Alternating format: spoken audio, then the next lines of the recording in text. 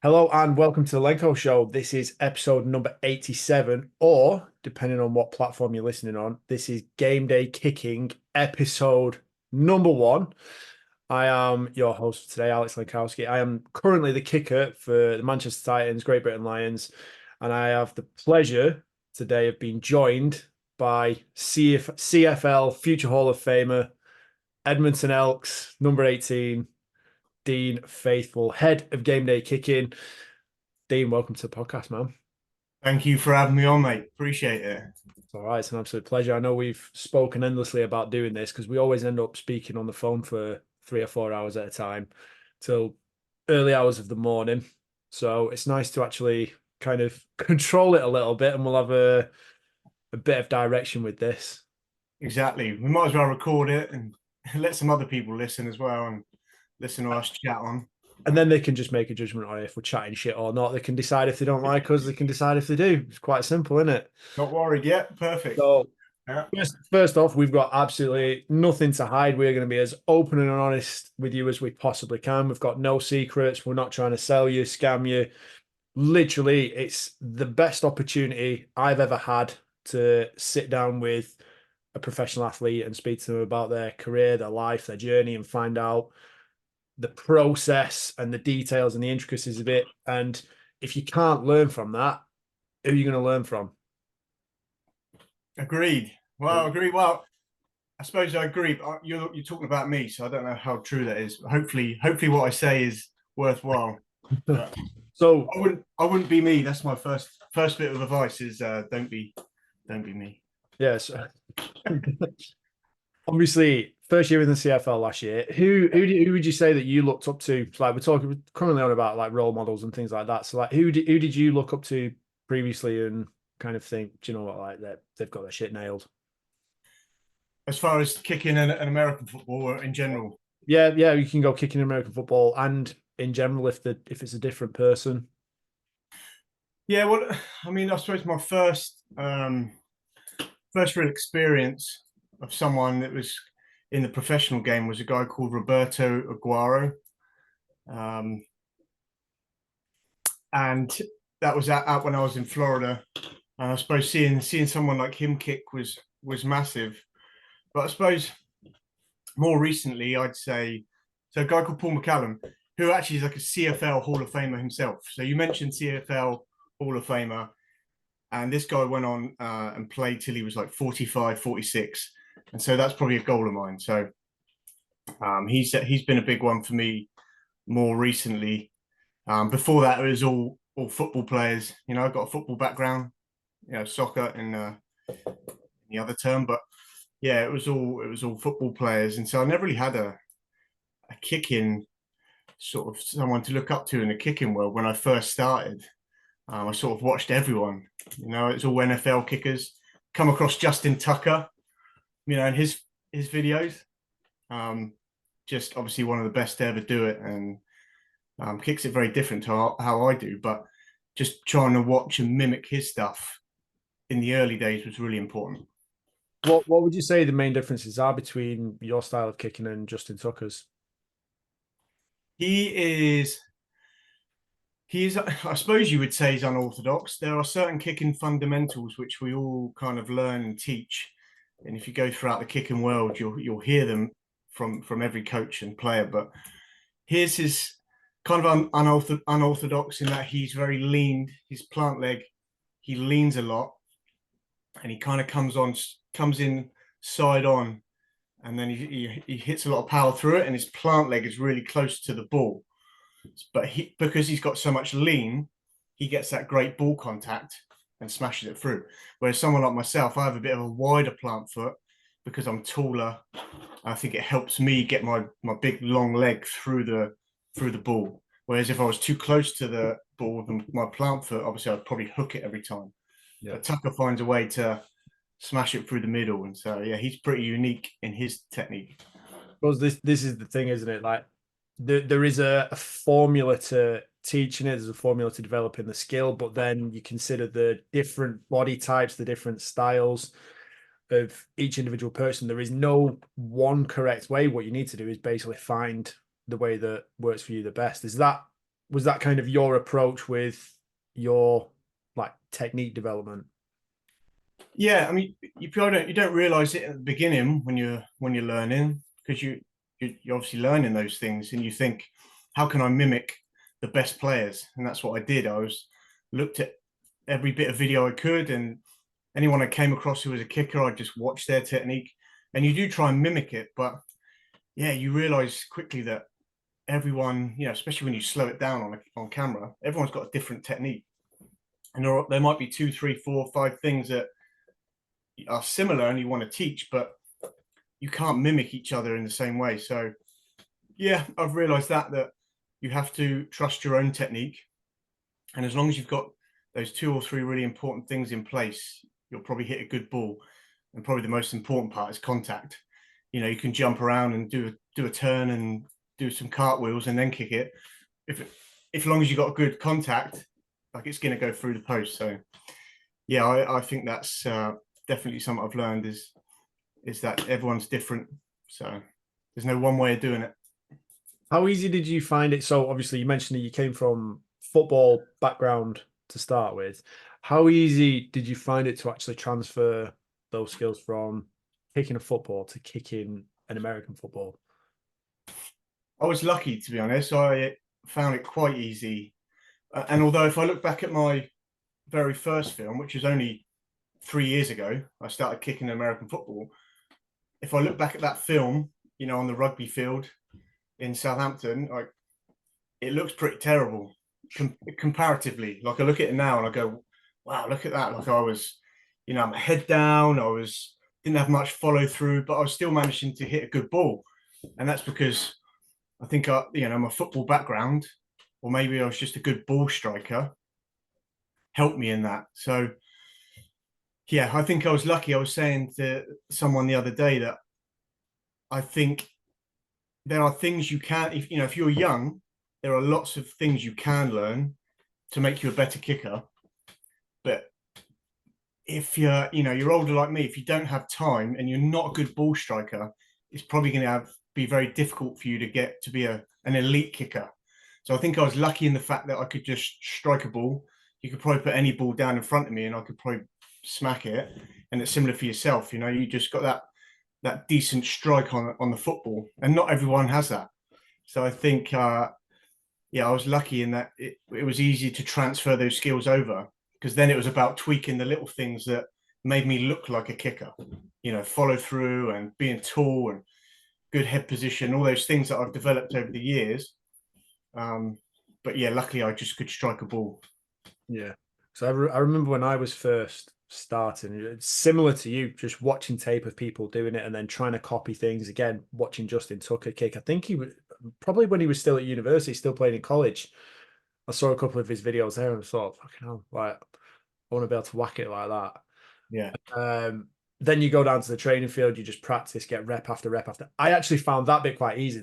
For me, punting, learning to punt was a very painful process. So I kept getting the drop wrong. I ended up like my shins were bleeding after actually practicing it. It was that bad. But have you always had that ability to strike a ball? Like, where did that come from in the first place? Yeah, if you were to look back at my football days growing up, soccer days, maybe I should say soccer for the sake of this, just so we don't have to keep going backwards and forwards. But my soccer days growing up, at 10 years old on my team, I remember looking back and I took every free kick, every goal kick, penalty, because at 10 or whatever, I could kick it further than anyone else. And I just always had that. But maybe I had less control. I could probably kick it far and high. But if you asked me to kind of, be one-on-one with the keeper and finesse it in the corner, no chance. I just smack it as hard as I can.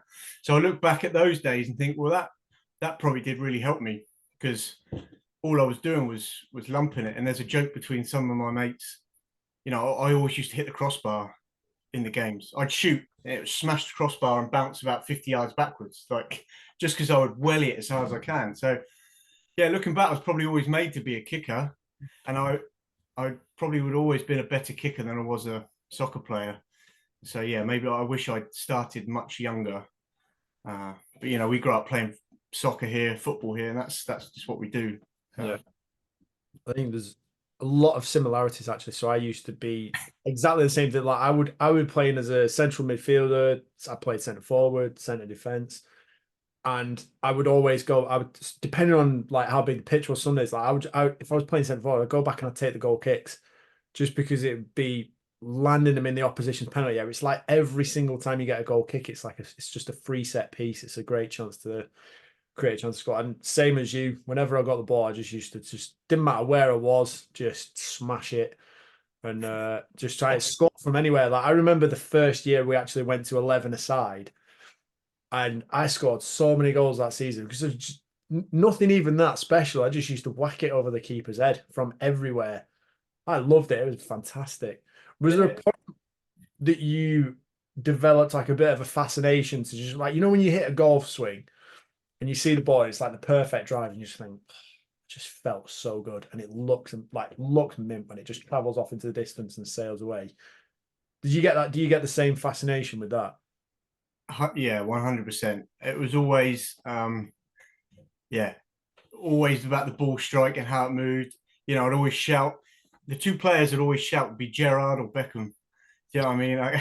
And if you know football, you know what I'm talking about with a Gerrard strike. It's not a chip in the top corner; it's a smash in the top corner, and Beckham the same. Such a nice ball striker. So yeah, I think I always love that, and it's same across other sports. Like I love watching a dart go in. I love watching.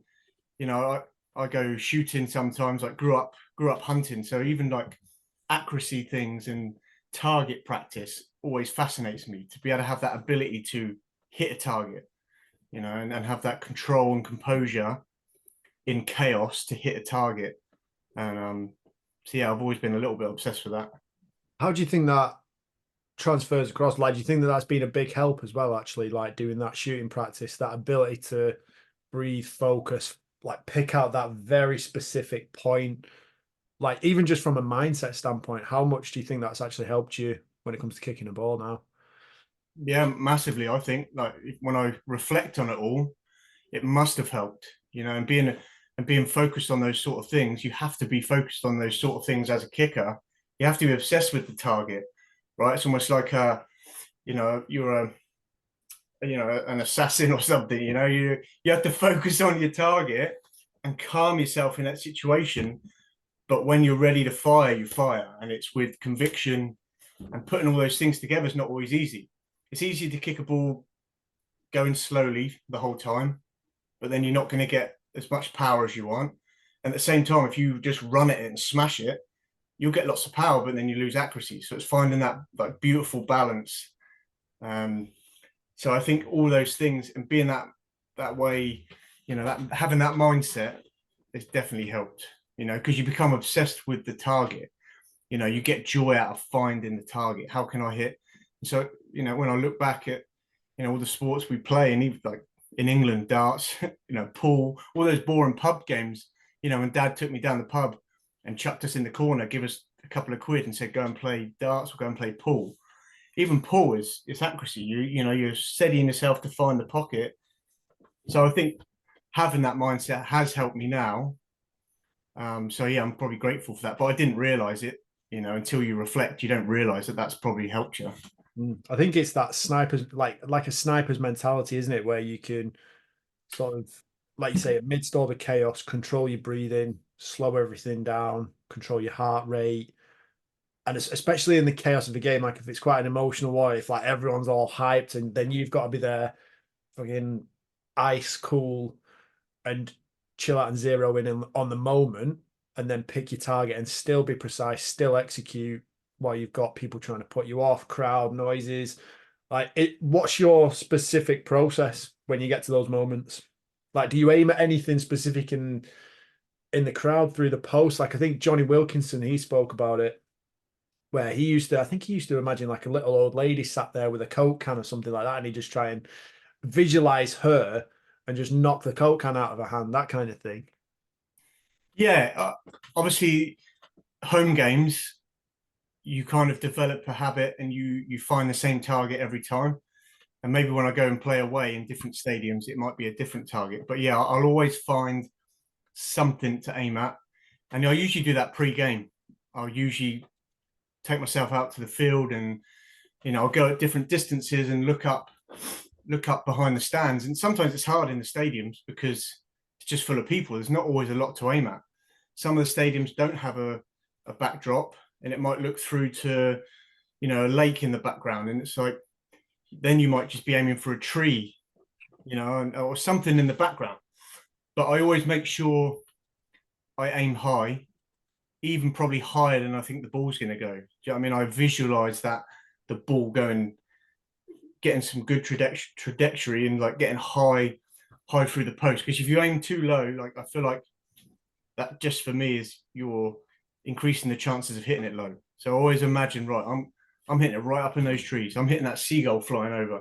But you won't. But yeah, it's a lot easier to do that at home. And obviously I have different targets. Like our backboard at the Commonwealth Stadium is an easy one. There's a couple of points I pick out, a couple of the letters depending on the hash I'm on. But yeah, that definitely helps visualizing way past the post, which is not always easy if you've got something right behind the post. But you've almost got that's just practice, a mentality of seeing past that. Because again, I think, I read about this once, that if you have bad vision, if you struggle with your vision, you might struggle with how far you can hit something. Golfers struggle. If you're short-sighted, you probably don't have the longest drive out of all the golfers. And that's not necessarily because you're physically incapable. It's because you've got a mental block there. You can't see the target, so you can't hit the target. You can't see that in the distance. Where if you can visualize that and see as far as possible, I feel like you're able to get the ball in that area instead of having that block. So I always, even if there's something right behind the post, it's almost visualizing something past the post. It might not even be there. It might be a little target. I've got pretty good at visualizing. I can close my eyes and picture a target, like a sniper's target that's just moving. Yeah. I can always visualize that if I've got nothing to aim at. So that might help if there is nothing to really aim at. That's really a helpful tool. Something very similar I've had to develop myself, thanks to playing Britball and kicking in cow fields and places where, like, generally there will be absolutely nothing going on. Sometimes you look behind the post and it's just completely empty. There's nothing there, so you have to pretend that there's something and create that target in your mindset. So I always find it a lot easier. So I have had the privilege and the benefit of playing in stadiums on a couple of occasions. I've actually found it 10 times easier. Like I say, when you've got that bit of a backdrop and you've got that easy automatic target that you can see, you don't even have to expend the mental energy on creating it yourself. Like, it's just there. It's like a free little gimme. Yeah. You mentioned about like your pre-game routine and the importance of your visualization as you like walking around. Just talk us through sort of your usual pre-game routine. Like, I appreciate it might be a little bit different if you go into a new venue, because I feel like you have to kind of scope things out, suss things out a little bit, get a bit more familiarity with the environment. What's your process in that situation? Well, as the specialists, we're always out there early, because you have to work around the other team, when all the other lads come up to warm up. So we're always out there really early, a couple hours before kickoff. And I'll start my visualization then. It will start with that. I'll go to different spots. I'll go to the PAT area first, make sure it's smooth, make sure there's no divots. If anything I can fix before, there might be something there that just visually will be in my way. So I'll clear that kind of area, and then I'll just visualize hitting them through the posts, and I'll go to those different spots and just take a look up. I might be listening to music or whatever, but I'll take a look up, visualize hitting it through, assess the wind at that point. You have to be aware that it might change by kickoff, but the more times you can assess the wind from that point to kickoff, the better you can average it out and figure out, okay, the wind's doing this. And it often does change. We get to kickoff and it completely dies, or it just completely picks up, and then you have to, assess it again. But the more you do that, the better you get at it, and the easier it is to make decisions quickly. So I'll do that.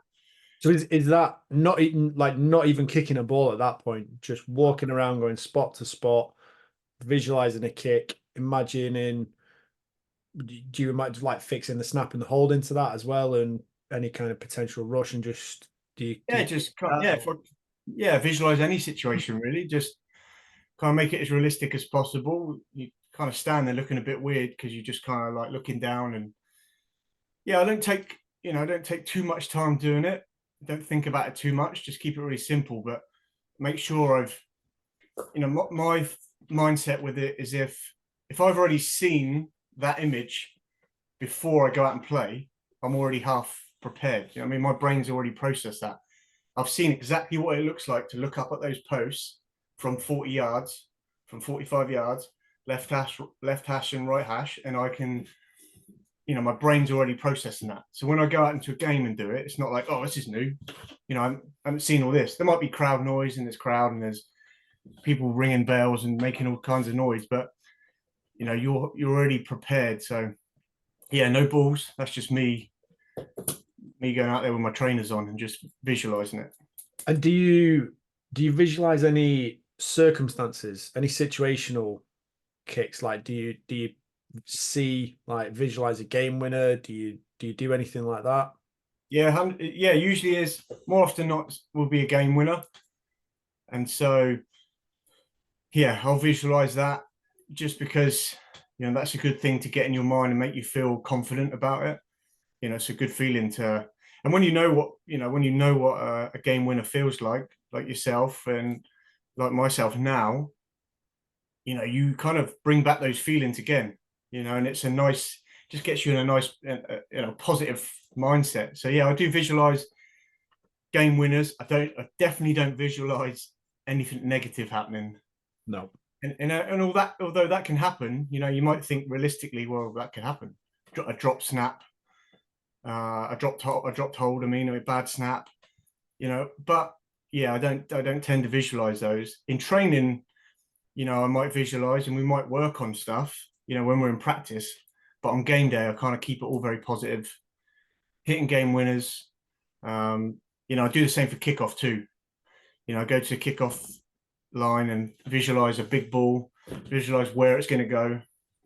Sometimes I'll visualize kicking out the back of the end zone, or I'll visualize the guy getting stopped on the 5. And I won't do it forever, but it might be a couple of times. It just gets me into that game mindset. Visualize yourself going down there, making a tackle, stripping the ball, getting Yeah, possession back as well. Yeah. yeah, that'd be nice. Yeah, well, I had 3 tackles last year, and I wouldn't call them tackles, to be honest. I wouldn't show them, but I tried. What I got my body in the way and tried to do something, but Just be an obstacle. Be an obstacle. yeah, exactly. How important do you think that it like that the whole idea of like visualizing the winner, how important do you think that is towards the attitude of what it takes to be a good kicker and be a successful kicker? Because I think if you go into it with the mindset of I am going to make a difference, like that can only be a positive, can't it? Yeah, exactly. It's like a very like as a kicker, you're by yourself. You have to be a bit selfish internally. I always say you don't have to be arrogant or selfish externally to your teammates or everyone else. But internally, you should be telling yourself like, I'm the best. I'm the best kicker in this league. Like, and the crowd are making noise, and you're saying, You're here to watch me. And that goes hand in hand with visualizing hitting a game winner. It's like, I'm going to win this game. You know what I mean? Like I'm gonna be the difference maker here, and I'm going to take the job that the kicking's the job. Everybody wants it in training. Everyone wants to be a kicker in practice. Nobody wants to be a kicker on the game. On game day. But you've got to relish that as a kicker and be like, yeah, this is the position I want. I don't want to go out there and hit. Obviously, you want to go out there and be 100%. Yeah, if I get 3 field goals, but you want to win the game. Those field goals, you want that to be part of winning the game, or you want it to be a big kick to win the game. That's the mindset you've got to have. Most games will just be you'll hit a few and really make a difference. Like, over the course of the game, and everyone else sees it that way. That some of the best kickers are never talked about because they just do their job and leave. And it's those small moments you get hitting game winners where you're recognized as a kicker. But yeah, so I think that mindset's most of your success. Obviously, once you've done all the training, you've done all the training in the world and you have all the talent in the world, but if your mindset's in the wrong place, and you'll know this as a kicker, like, because our mindsets are not always in the right place, and sometimes you have a bad day because of it in training, and so it's about trying to reduce and minimize the amount of times that happens. So I think always having that like positive mindset and that confidence, another game winner today, is really important. Yeah. Have you had that situation in a game where your mindset has kind of either wandered or not been in the right place, or maybe you've just not felt on form? And if you have, how have you dealt with that situation and overcome it? I'm trying to think back to last season. I don't feel like I was ever in that mindset during a game in the moment. Yeah. I had, I could definitely pick out times in training where I just wasn't feeling great, maybe not eating enough for that morning. And it's about, kind of smacking your helmet or whatever you need to do to get you to sort of switch on the light in your brain and say, right, you have to get through it. And sometimes it is about getting through it. And so can you perform? It might not be your best ball, and you know that. But if you go out and training and hit 5 for 5, coach is going to be happy and you've done your job. I think as far as a game, in the moment, I always felt like I was ready. There's been a couple of games where, I missed one or two, and I look back and go, wow, what did I do wrong, or what did I do differently? And sometimes you can't put your finger on it. Sometimes you just have the ball doesn't fly for you. But then it's about, you have to leave that game behind, and it's your mindset for the next game. Yeah. So that's probably where that comes into it, is how do I react? And that's where you have to be prepared, because you can't just leave that game and go, all right, whatever. You can move on from it, but I think it's important to reflect. Okay, what happened there, and then go out into the next game. How do you bounce back?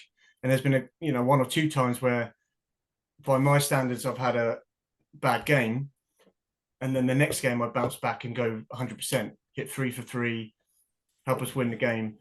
And so that's been really important for me to show, okay, this visualization stuff and this mindset has been really important for me, and it helps. You don't realize it until you get those moments. Then you can reflect and go, okay, this is why I've been doing this every day. This is why I've been consistent with my gym work and my drill work, because I knew I'd get this moment to redeem myself, and now it's all come together. If that makes sense. Yeah, absolutely. Because I think I've got there's two scenarios that I've been in where it kind of crops to mind. The first one was actually my first national final for Tamworth Phoenix, where we beat the London Blitz, and we were playing at Sixway Stadium in Worcester, which is a rugby stadium. So it's like the 3G turf, but it was rugby pitch. So the turf is actually quite deep, and I'm just wearing my usual football boots and like molded studs. And I remember going out there warming up, increasing distance on the field goals, and I just remember slipping and sliding around all over the place. There were a couple of kicks where I'd planted, slipped, sat completely on my ass, and just thinking, I've got to do something different.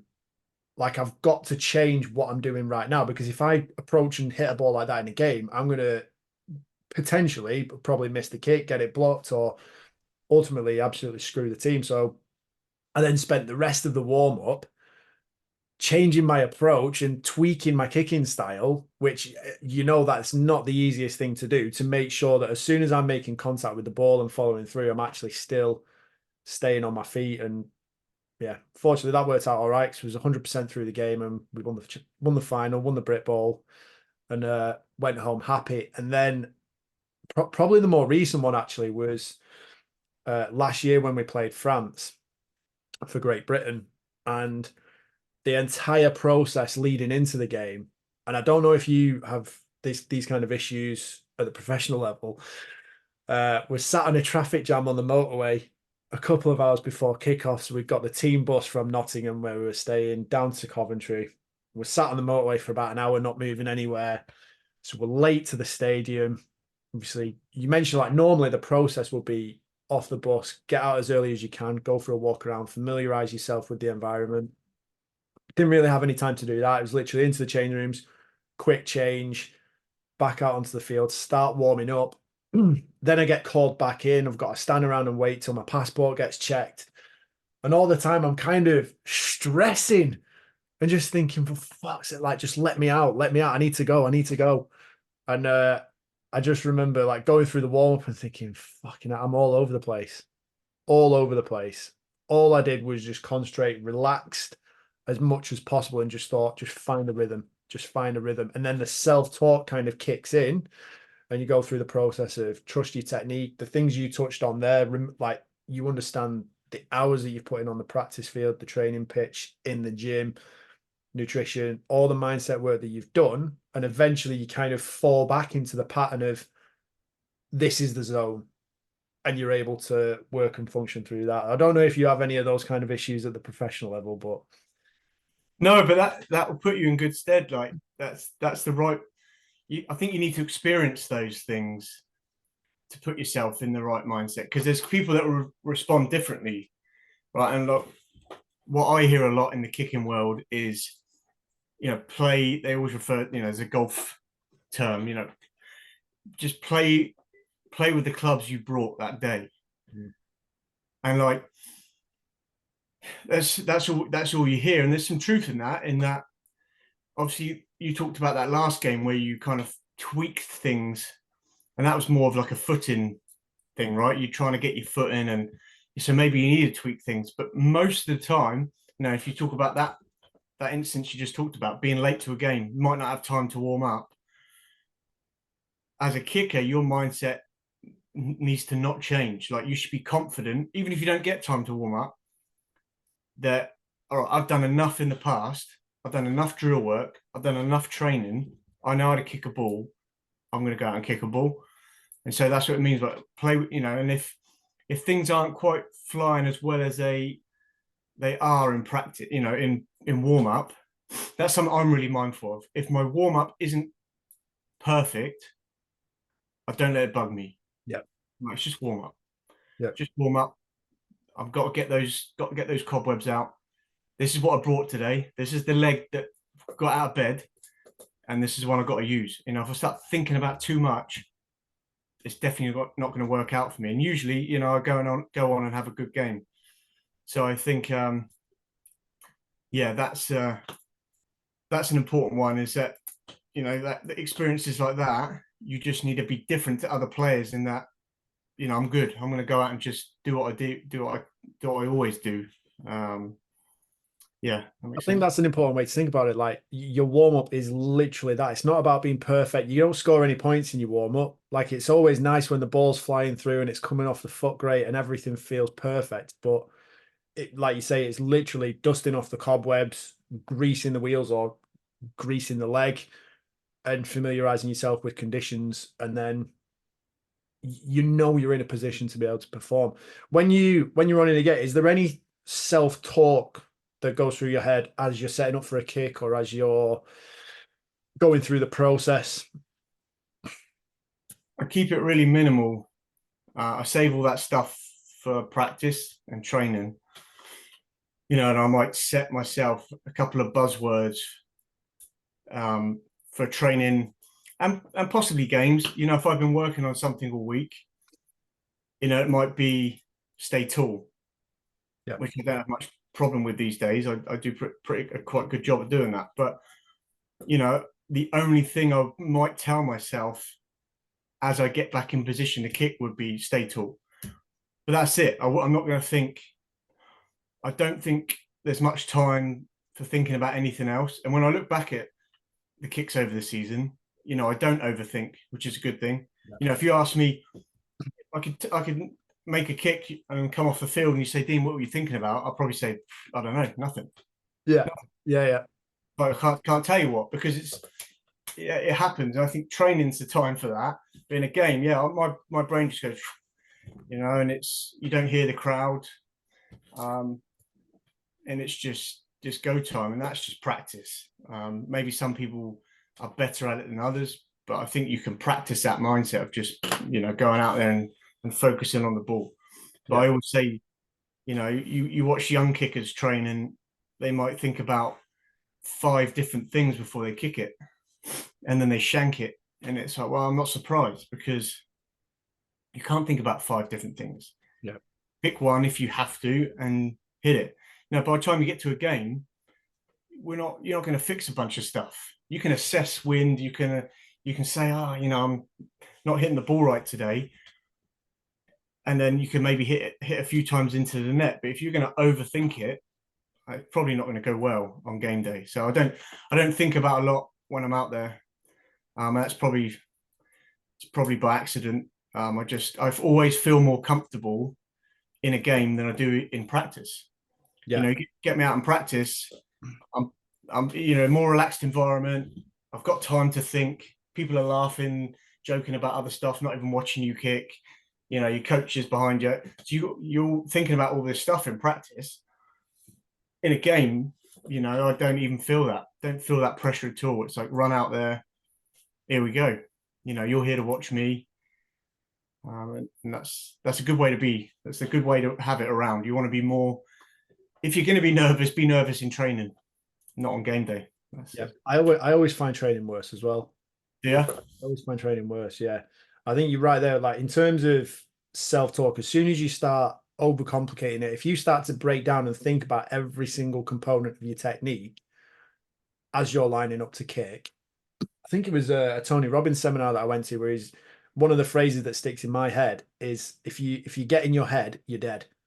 As soon as you start thinking, whether, like, whatever situation it's in, whether it's kicking a field goal or you're in a war zone, as soon as you start overthinking and you don't let your natural response like come to the forefront, and you don't let your natural technique unfold, you're screwed. Like, as soon as you start thinking about it, you tighten up, you become super conscious of one thing rather than just allowing yourself to do the job that you've spent all that time programming yourself to do. And yeah, I think that 2 of the phrases that I've gone with is, like, I've gone, just trust your technique. That's it. And at that point, you kind of let go. As soon as you say that one phrase, you let go. Like, for you, if you say stay tall, that's like the last point before you go, and just relax your breathing. Like, for me, that's the point where it all kind of quietens down. Doesn't matter what's going on, and you just go through the movement. And then quite funny, I don't know why this one came into my head. It might have even been the GB game, the PAT against France. Literally, the phrase that came into my head was "fuck it, just whack it."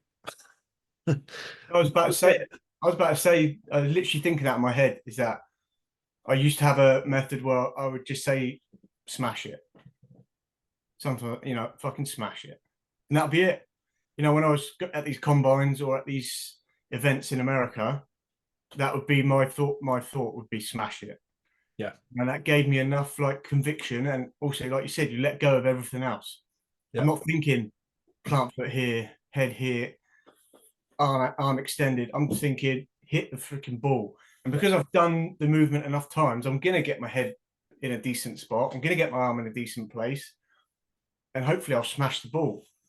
And if you don't, that's just, unlucky.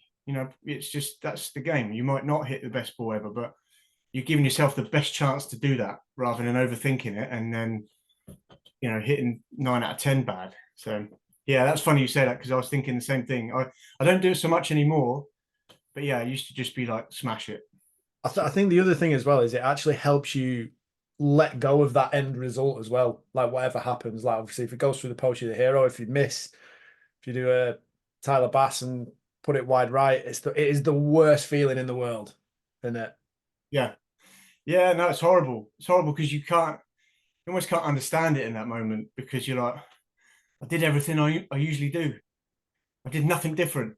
But it's only when you look back at film, you can probably pick up on a few things that, that happened. But yeah, you're going to miss some. As long as you are being consistent with your mindset and everything, I think you'll make more than you'll miss. And that's the important part. Yeah. You mentioned sort of like how it's harder at training because there's, various other things going on. And what's it like going through that field goal practice with the Elves? Like, have you got people standing around and like trying to put you off? How do you sharpen it and crisp it up? Yeah, it is. So they'll call field goal. We'll get our unit in, snap a holder and everything, and then the rest of the team will be on the sides. And some of them sat chatting, but a lot of them they're shouting stuff and they try and put you off. And I suppose when I first arrived, you're kind of so focused on performing and doing well that you are picking up on everything, and you are kind of, because you just want to perform, you want to keep your job, you want to earn a job.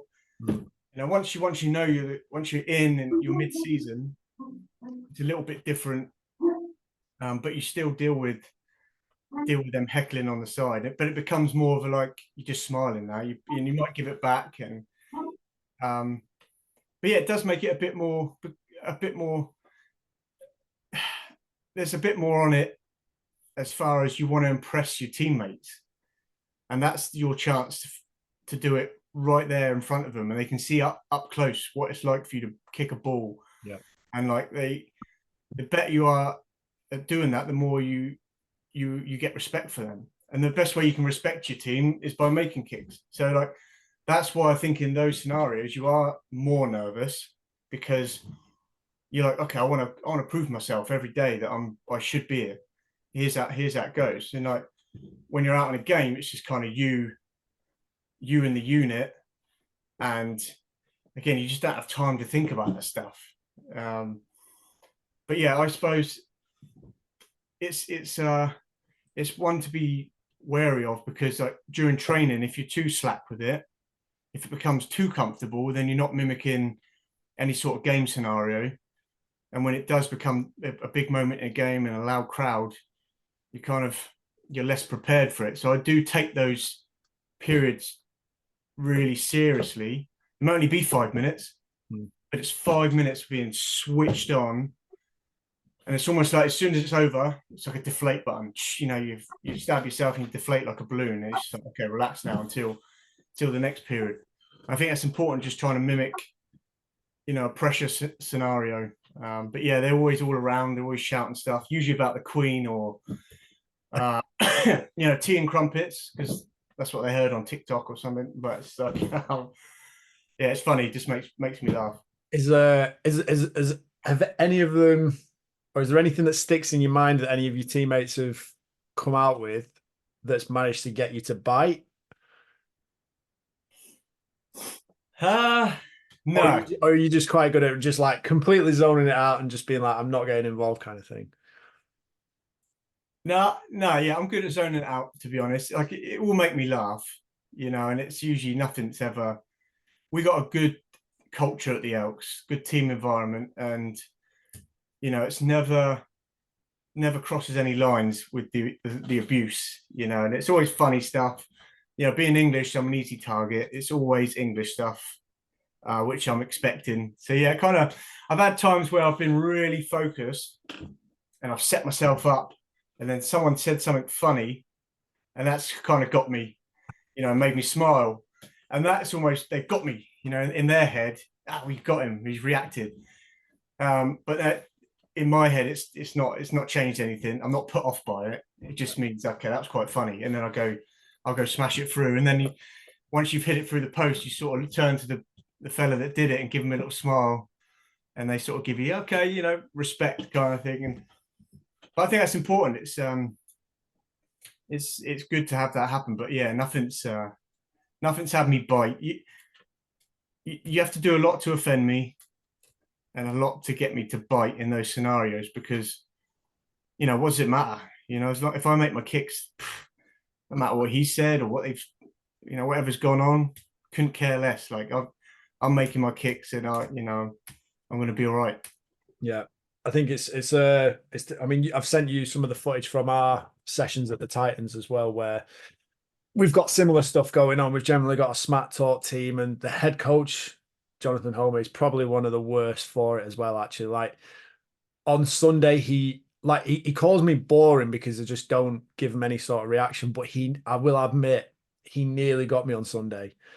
I'd lined up for a kick and I just wasn't expecting it. Like it was just completely quiet. Everything was chilled. And then all of a sudden he just goes, trans women can play women's sports. And I was like, I found myself like, I had to pause, take another moment and then like go through it. And I said to him after, I was like, you almost got me. Like you were in there then. But he loves messing around with the practice plan and putting stuff in for us as kickers. So a lot of it is like deep personal reflection. A lot of it is like visualization. And on the on the one for this evening, he put this out yesterday. And in the kicking sections, he put film content for Instagram, kicking field goals from tight angles. And then there's like a team period. And then it goes edit footage so it looks like you made 5 in a row. And I was like, put the knife in and twist, mate. Like just absolutely going for it on the training plan. That's brilliant. That's brilliant. What? Because you made 4 out of 5, didn't you? No, I made 3 out of 4. I was very 3 out of 4. that Okay. fourth one hit the post. I couldn't believe it. Devastating. I packed up after that. Maybe we'll go this weekend. Yes. So we'll talk about this weekend in a little bit and what you're doing with the GB stuff. So first thing I wanted to go through, like I say, first thing, we're like nearly an hour in. The next thing we'll go through, I just want to talk about your journey through like starting the sport and obviously then progressing on to the CFL, signing with the Elks and doing what you're doing at the minute. What was that like? Where did it start?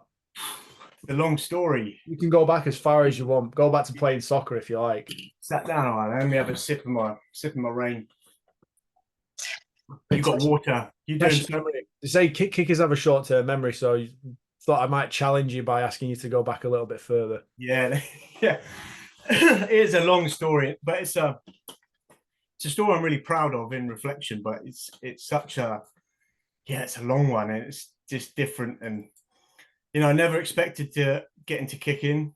A few years ago, it started. I was having a bit of a I crossed the 30 years old mark.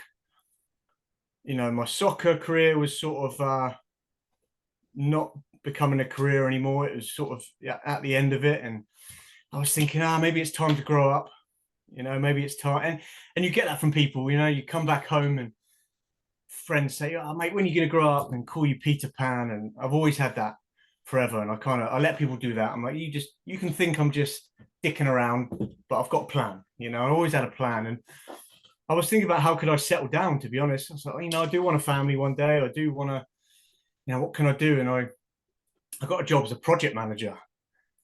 I couldn't think of anything more boring now. It's like, but I was excited by it. I was like, I'm gonna be a person that works in the real world, earn some good money, and I'm gonna, I'll set some goals and get a house and all that stuff. And then I was only a few months into it, and I went to Florida for a wedding because I used to live in Florida. That's where I went to school. Florida Tech had a soccer scholarship. I had 4 years there. Loved it in Melbourne, Florida, and made some really good friends there. And one of them being the head coach of Florida Tech. His name's Robin Chan. He's still the coach now. Top fella, like gave me my first opportunity to come to Florida. Love him to bits. And so we naturally met up for a coffee. I said, look, I'm in Florida for a couple of weeks. I'd love to catch up. He said, yeah, come and meet for a coffee. I must add, I don't drink coffee. So saying that, my friends would be like, you don't even drink coffee. But we met at a cafe and I probably had a cherry Coke or something. But anyway, we were just chatting like normal friends. And he was on his phone. He said, Dean, do you want to be a kicker? I'm 33 years old at the time. I was like, Channy, what do you mean? He said, Florida Tech need a kicker. He's like, you'd be good. I said, yeah, I think I'd be good, but mate, I'm 33. What are you talking about? Going back to college football? He's like, get your master's degree. Why not? Anyway, we sat there chatting. I laughed, and he said, well, are you interested or not? I said, yeah, go on. Why not? Anyway, he came back and said, look, tomorrow you can have a tryout. Are you in? I said, Channy, so I've got a flight back to London in the morning. He said, well, what do you want me to say to him? He's like, I'm talking to the coach right now. I said, oh, mate, I said, tell him I'll be there. So I changed my flight, didn't get on that flight back to London. Cost me a couple £100 to change it a few days down the road. And basically got on YouTube that night, how to kick an American football. Like, no joke, mate. I typed it in, watching these fellas, like, all right, seems all right. And so spent the night doing that, just researching it, and thought, well, I'll turn up tomorrow and do what I think I can do.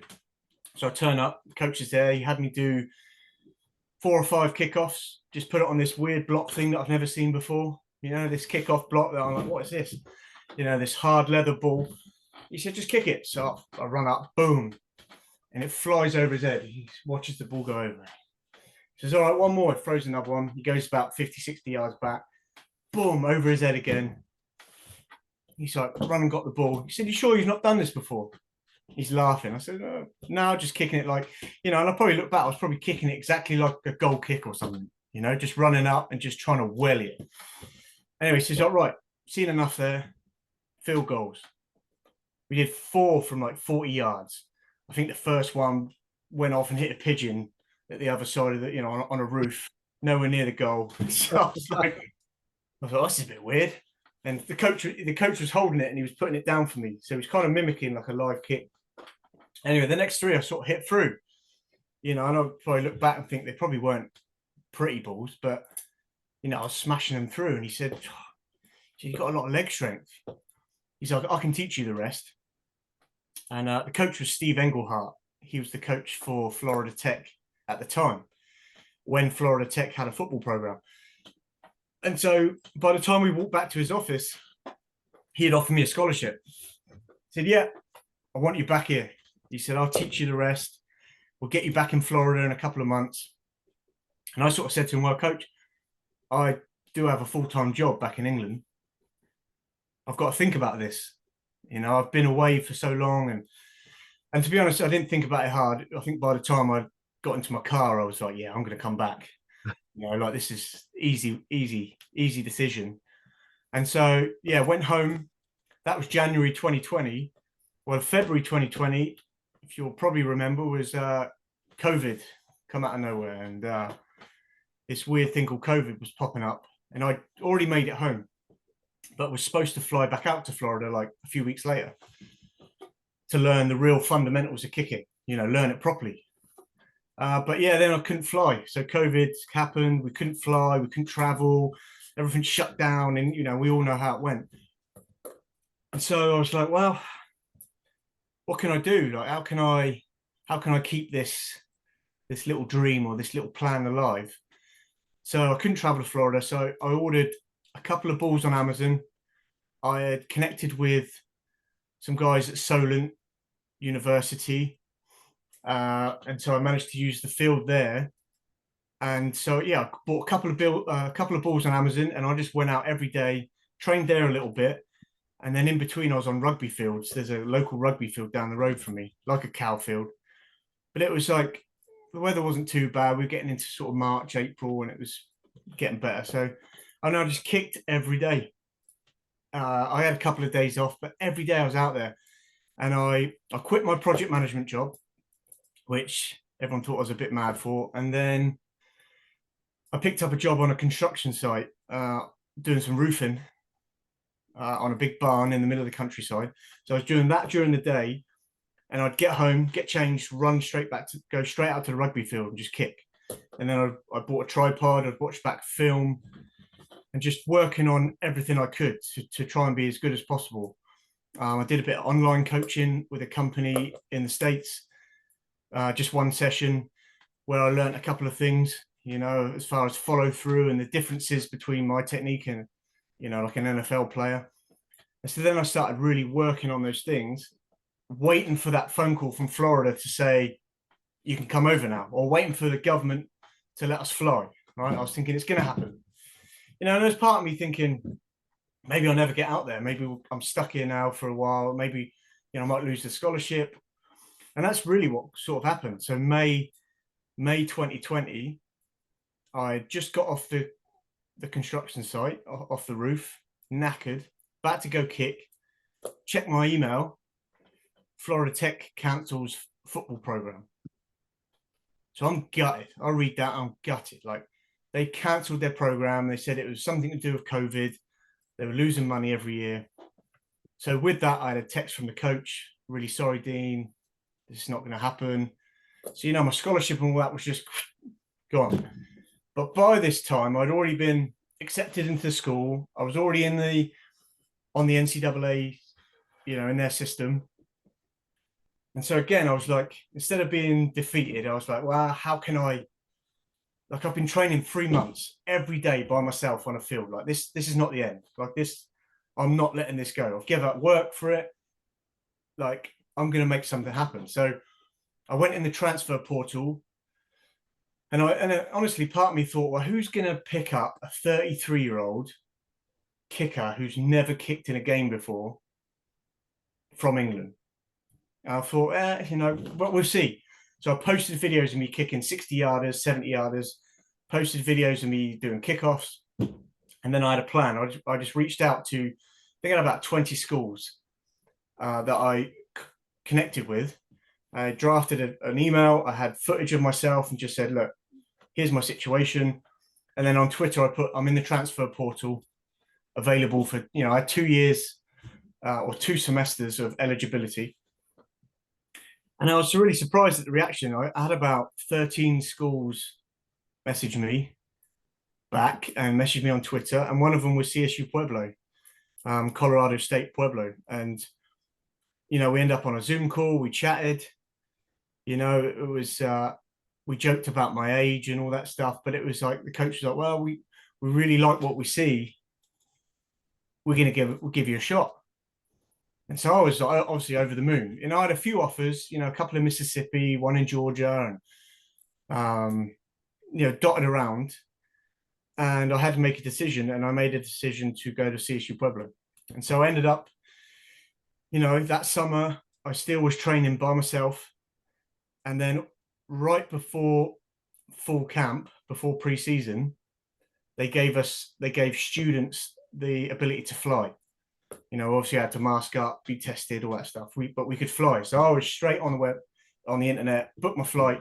See you later. I'm going to Colorado. But I turned up, a week before full camp. I'd never done live snap and holds, never been in that environment. So that first semester, and even though it was COVID still, we never played. We didn't play a game that first year.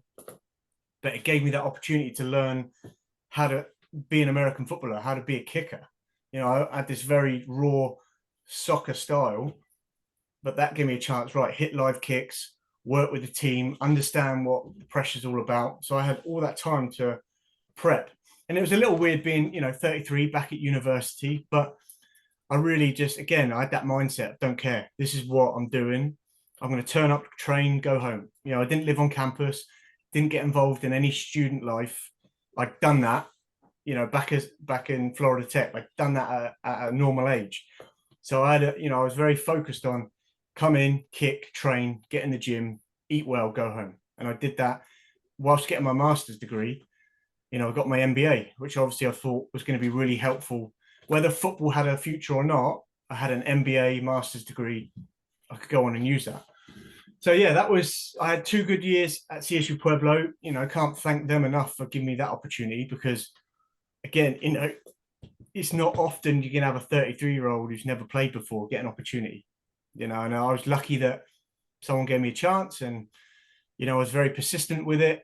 And I feel like, if you work hard and you do the right things, luck like that comes your way, right? It's the only way it's going to come. So I was just grateful that it did come. So 2 years there, and then, graduated, and I actually had a bit of an injury, bit of an adductor injury, and had to fix that. So I went through some rehab for that and getting strong. And, it was like I had to make a decision. Now I'm 34, 35. I was 35 by the time I, was in this position. Do I try and go pro? Do I keep kicking?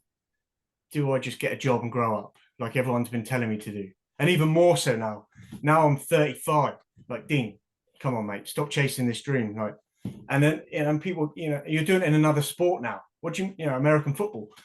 But again, I just had this internal dialogue with I don't care. Like, I'm going to make something happen, whether that's playing, whether that's coaching, whether I, encourage other people like myself from Europe to chase that dream to become a kicker. Maybe I can help them, because I got into it by accident.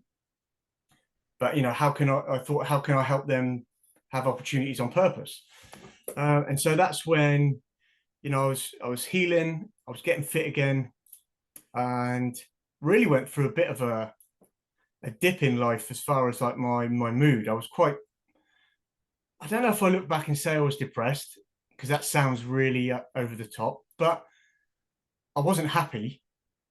I mean, I was in Colorado. I wasn't happy. I was trying to figure out what to do with life. I was going through an injury. Other things in my personal life weren't brilliant.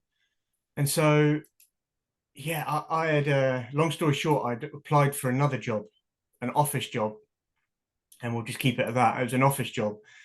And I was doing it. I bought a suit. I bought suits, actually. I bought suits. I changed my car. I had an old Chevrolet truck, which I loved. Sold that, bought a Volkswagen Jetta, proper businessman looking car, boring. I did all that, and I look back and I'd never do it again. I'm like, what were you doing, not being yourself? But I was like, well, I'm trying to go down this road of being in an office. I'm going to be meeting clients. This is what I need to do.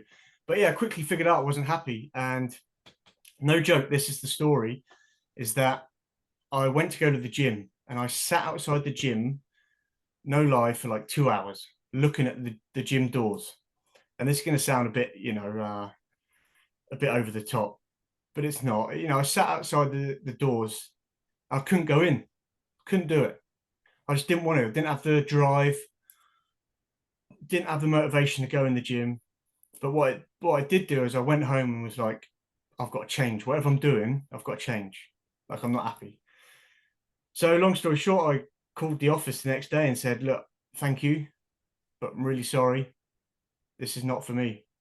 Can't do it. And then the next day, I actually bought the website GamedayKicking.com. So, and that idea had started a couple of weeks before. It's funny, I went for a walk up one of the mountains in Colorado and decided, well, what do I want to do? And I ended up drawing up this idea, and I drew the first logo of Gameday Kicking on a piece of paper, sat on the mountain.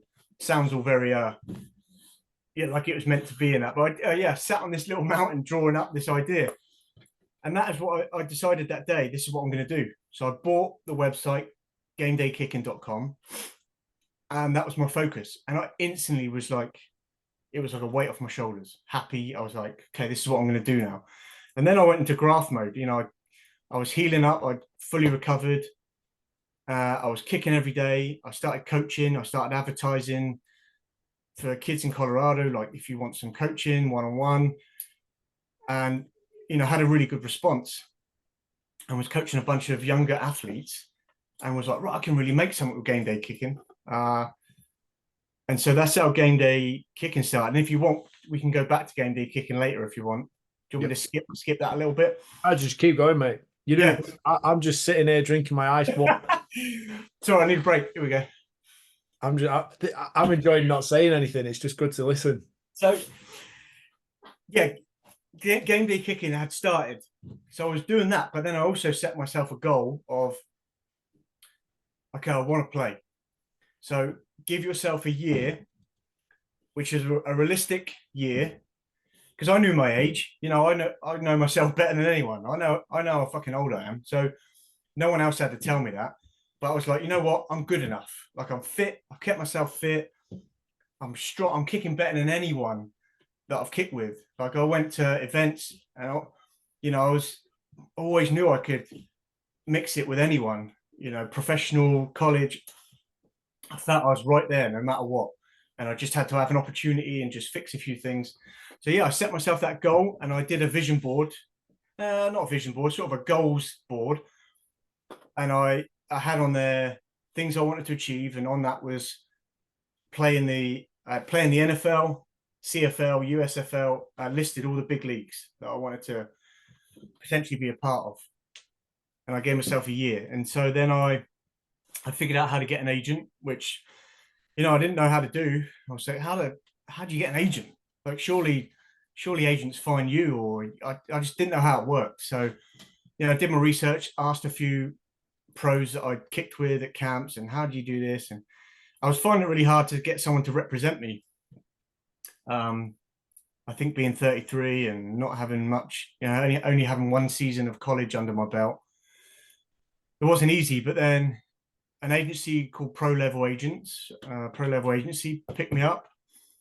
I contacted them, and they got back to me, and we had a phone call, and it was a really positive phone call about, do you know what, Dean, we believe in what you're doing. We want to support you in that. So I was like, great, these are my guys to go with. So I got an agent, and then it was just about attending events. I went to Gary Zorner's combine, which Zorner is probably one of the most well-known kicking coaches. He's been around for years, and wherever you go, it's sort of go to a Zorner event if you want to get noticed. It's expensive to attend, and it kind of puts people off. And it's hard if you haven't got that money. I was grafting, coaching.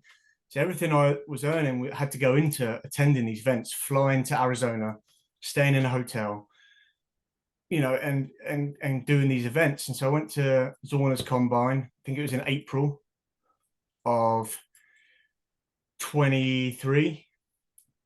Got to kick with a bunch of free agents, ex-pros, and they sort of rank you. And there's a bunch of NFL and CFL coaches that watch. Well, after that event, I chatted to a few of the coaches, and one happened to be, there was 2 CFL coaches there. And they were like, oh, are you in the global draft? And I was like, nope. What's the global draft? They're like, you need to be in the global draft.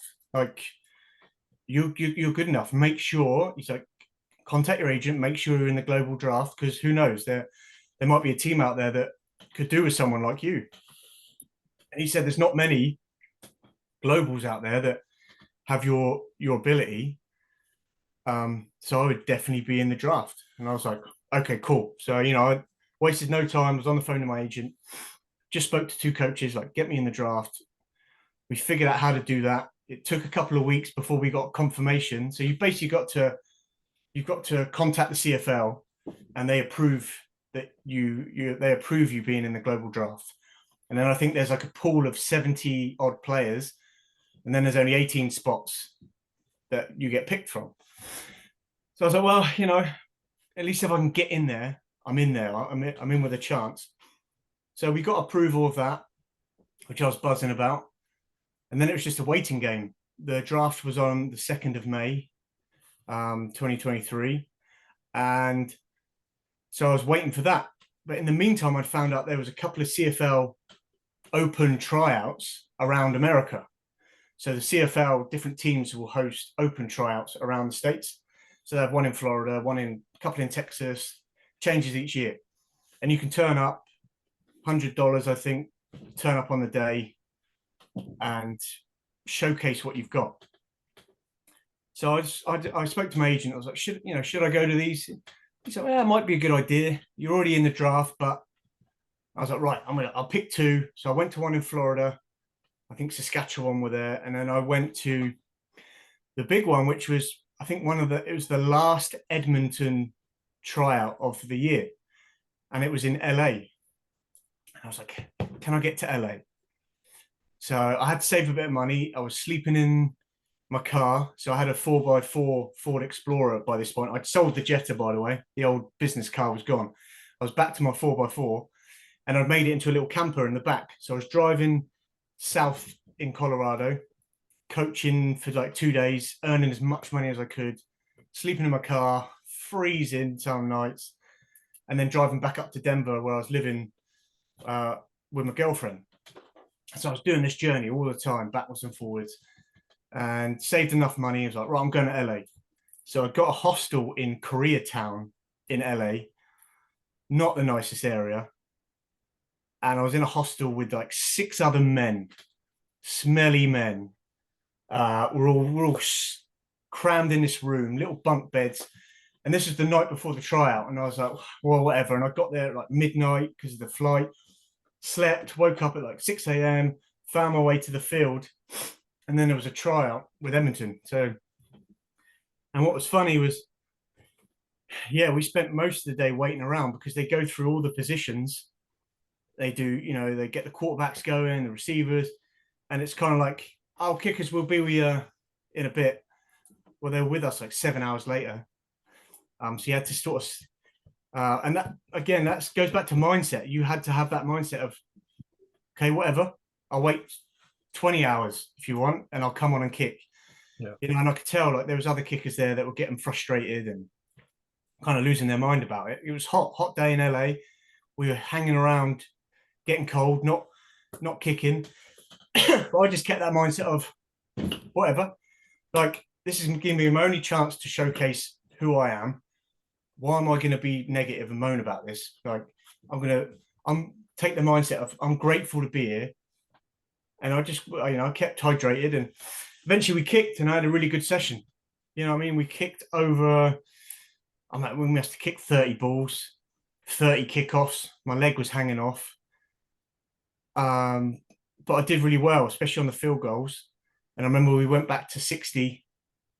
Coach was like, right, all of you 60 yards. And the other fellas missed their 60-yarder. And I was getting heckled by someone on the side, and I said, oh, I'm going to make that. Don't worry, I'll make this one. Smashed it through the middle, 60 yards. And it probably went like 20 yards deep. And all the coaches kind of went, geez. And I just happened to, luckily on my last ball of the day, hit a really, really nice ball. And he was like, cool, seen enough. Thanks, lads. Thanks for coming. And I had to rush off. You know, it wasn't ideal. I had to rush off back to the airport. I was like, so the head coach was there, Chris Jones. And I was like, coach, I have to go. I have to catch my flight. You know, and I thought, you know, how dumb is this? I should have just stayed a night, extra night. You know, I'm rushing off. I'm not even getting a chance to talk to anyone properly and really getting to know me. So I'm like, coach, he's like, yeah, no worries, man. Like, get your flight. Don't miss your flight. Don't be stupid. He's like, thanks for coming. And that was it. I ran off with my little bag with my boots on. I think I took my boots off by the time I got to the Uber.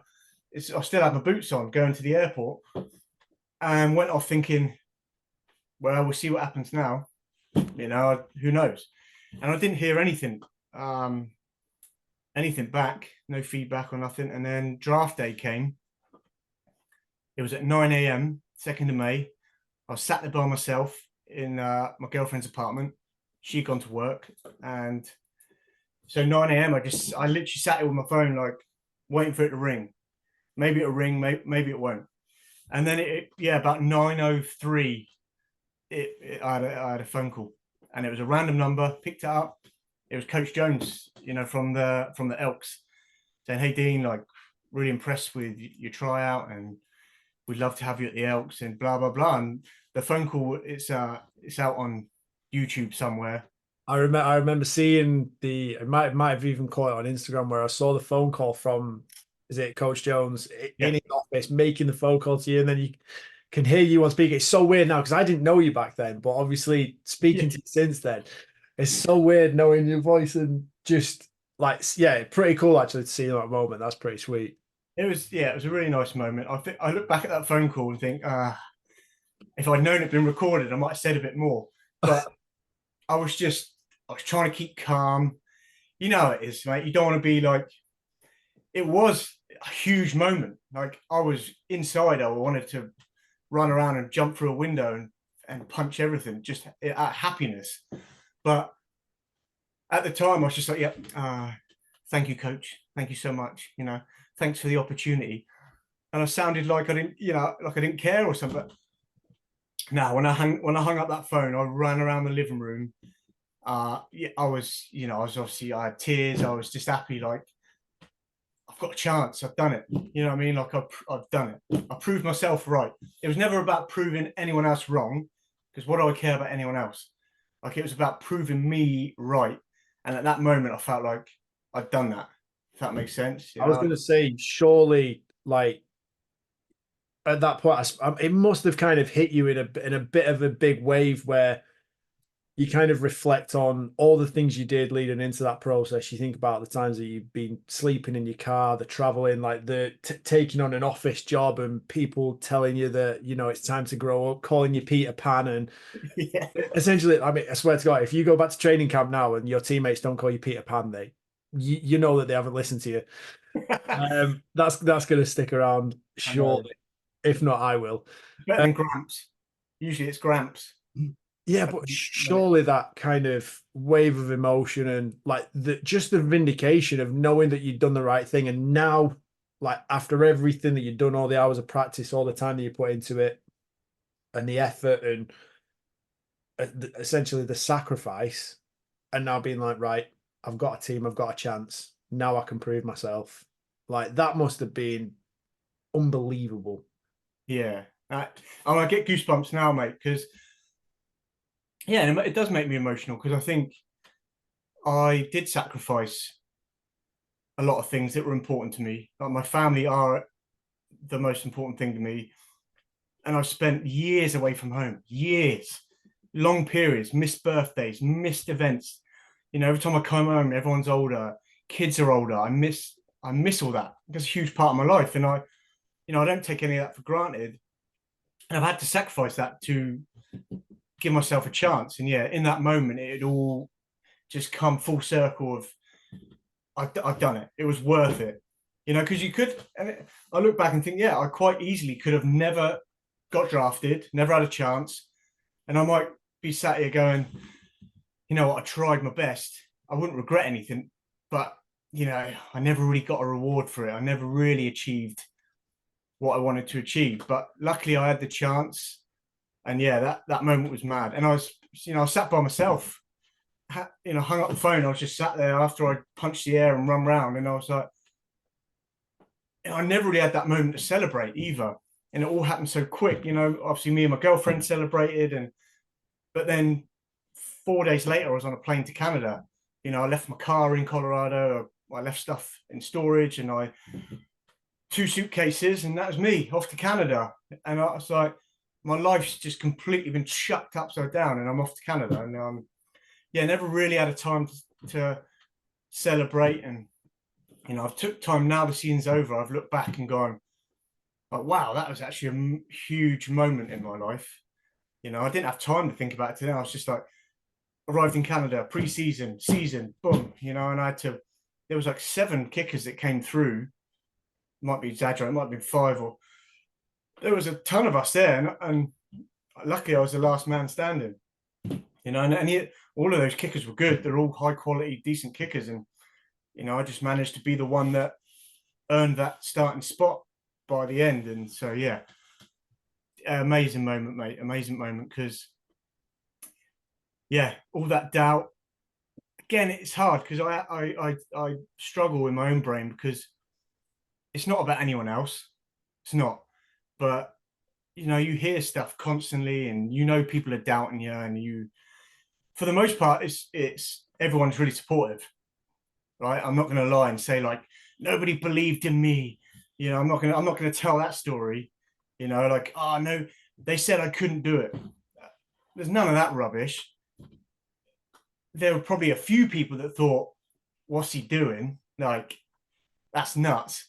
But I never was told I couldn't do it, or, you know, so most of that, and my family have been brilliant with that. You know, I told them I was trying to play football and go pro. They're like, all right, as long as you're good. I think my mum was happy. You know, as long as you're not doing drugs, that's good. Like, as long as you're not a criminal, we're happy. Like, so they were always really supportive of let Dean just go on his little mad dreams. So I'm really appreciative of that. It sounds like they've got quite a high bar then. As long as you're not doing drugs, fine. Yeah. As long as you're, my mum always says, as long as you're happy, we're happy. And like mums will say that, but you know, they mean that. My family mean that. You know, I didn't have any pressure to, Dean, you're 35, what are you doing? Grow up. You know, we want grandkids. You know, my brother did that for me. My younger brother, he's brilliant. He's the, you know, the family man. He's the token boy. You know, he's the good faithful.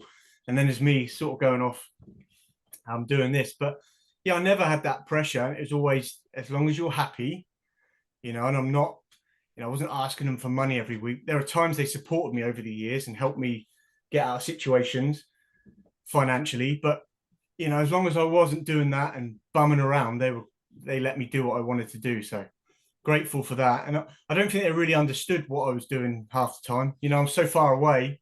I think they know I'm working and grafting, and I didn't always tell them if I was sleeping in my car because I don't want mum to worry, or they never really understood and even getting drafted, they've never heard, what does that mean? My mum and dad, in fact, what do you mean you got drafted? What's that? And I had to explain, well, I've got a chance to compete and sign for the Elks and professional level. Oh, that's good. No, I'm going to play professional. It's massive.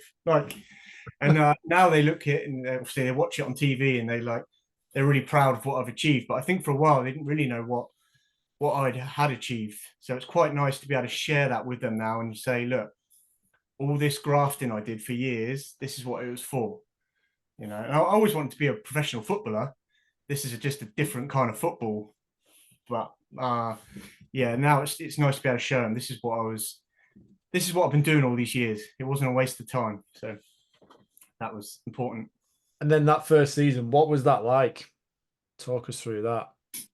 Key games, key moments, key events, game winners, not a bad first year.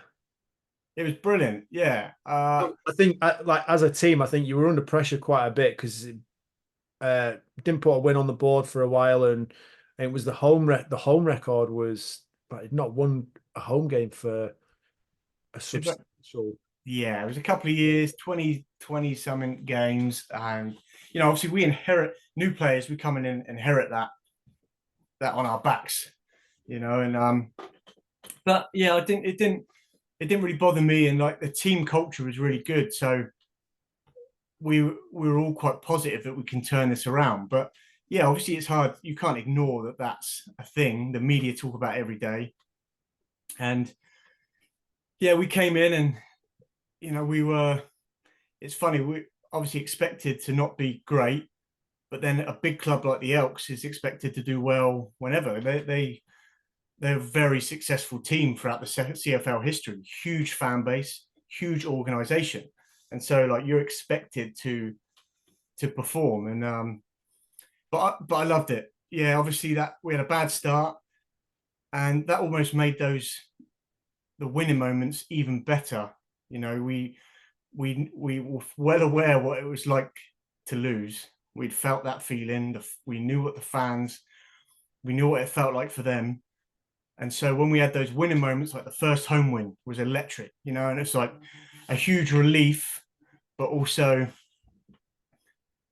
it was a huge relief, but also we were really excited too. It was it was hard.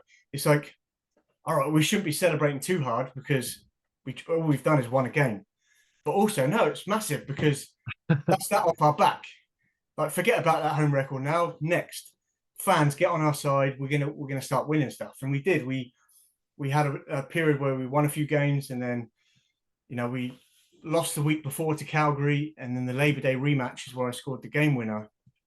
Lucky enough just to have the opportunity to finish the game off because the boys, they're the ones that worked hard to get in that position, to get us in that position to win. And I was just happy that I got the chance to hit it through. In that moment, it was, again, I wasn't nervous, but I knew the magnitude of the moment, and you can feel it. And I've wanted to talk about this before, because there was an extra point I missed leading up to that game winner, and the extra point would have tied the game. Right, so a few minutes before, we score a touchdown, bang, extra point, it would have been a tied game. So I step up, hook it left, and I'm like, what have I done?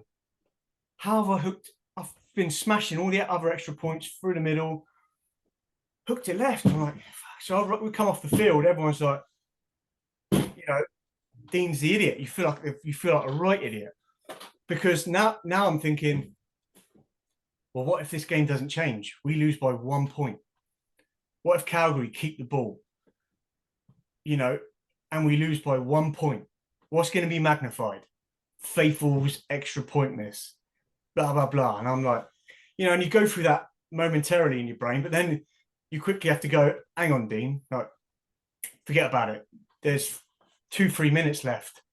You've got, something might happen here. So I quickly switched into that mode and was like, I'll get myself a little slap. And then I had a chance to go out. I think they hit field goal or something. I had a chance to go out and hit another field goal from 40 yards to bring us within 1 point, I think. So by that point, I hit a field goal. So I come back out. I've got a redemption, 40-yard field goal, hit it through, but we're still like a point or so away. So I'm still thinking, God, that extra point's gonna do us. Anyway, Calgary have the ball. They don't get down the field. We get the ball back. We work it down the field within field goal range.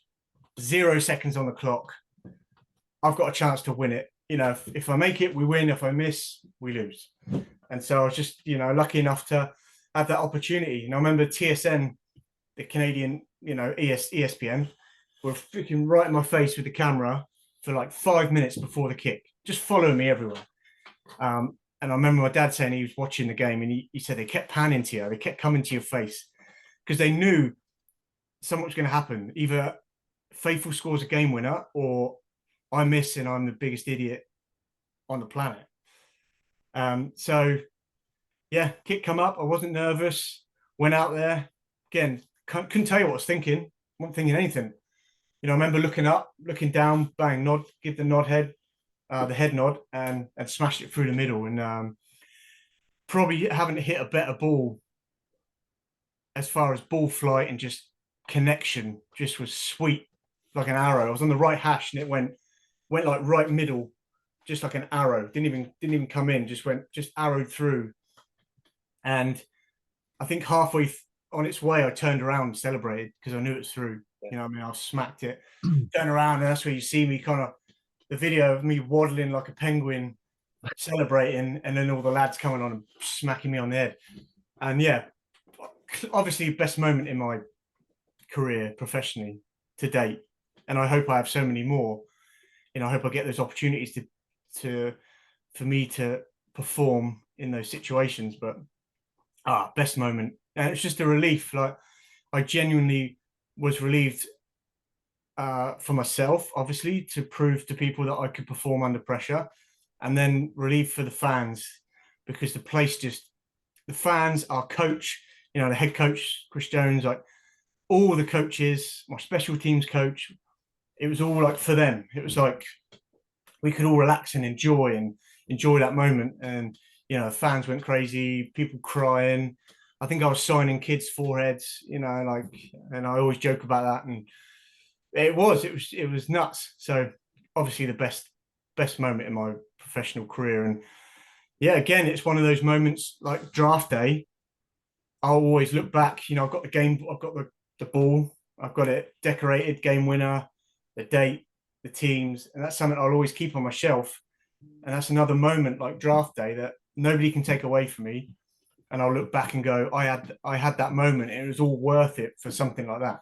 What I mean? Like if it ends tomorrow, nobody can take away that I hit a game winner against our rivals on Labor Day with no seconds on the clock. Like nobody can take that away from me.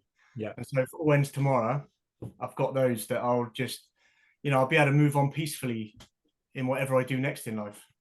Yeah, that's the thing. Like it's always there, and you cannot be like normally if you win a big game, if it gets stretched out and you gradually increase your lead as you get deep into the fourth quarter, you kind of know that it's done. You've got the other team on the ropes, you've got them under pressure, you know that the game's, but you can't bottle that emotion into that. There's something special about being able to bottle that emotion into one moment, whether it's a game-winning touchdown in the last second, or it's the same like with an interception, or I mean, a kick is probably going to be the more common one, but there's just nothing else quite like it, is there? Like it's special. Now, something I miss from like soccer days, like last-minute winners, Yeah. and you get it a bit more in soccer because it's such a generally a low-scoring game that one goal is so important, which is why we celebrate so much for one goal. You know, fans go mad, teams go mad because, you know, when we're not scoring touchdowns and touchdowns, and I think I said I've always missed that about soccer, but in that moment, I got it back. You know, I felt it's a last minute winner. You know what I mean? It's where, you know, a bunch of men go mental for 5-10 minutes and lose their minds. You know what I mean? And hug each other, kiss each other. It's like the weirdest scenario in the world, right? Because there's no other scenario in life you would do that. You don't do it when you have a, you know, your firstborn. You don't run around the hospital jumping on the doctor and you know, running around screaming. Like it's different, right? It's a different celebration and a different kind of love. Obviously, having a baby is way more important, but you can never reenact that joy in other parts of life. And so I think that's what, you know, you'll probably be the same. You miss it when we are done. You're going to miss those moments. Yeah, you don't get to do that. So obviously, I embrace every moment I get to do that because I know that one day you have to leave all that behind. yeah. I remember. So the game where I did it was it was GB versus France again last year. Horrible conditions down at Butts Park Arena in Coventry. Like it was just windy, it was ice cold, it was raining, it was drizzly, it was just some of the worst conditions you'd ever want to play in. Like, don't mind a bit of wind, but if it's warm, it's not too bad. If it's dry, it's okay. You can manage with one of the conditions. When you get all three, dry, like windy, cold, and wet, it's disgusting. And I'd previously had a chance to hit what would have been a game. I think it was about 2 minutes left on the clock. The game was 0-0.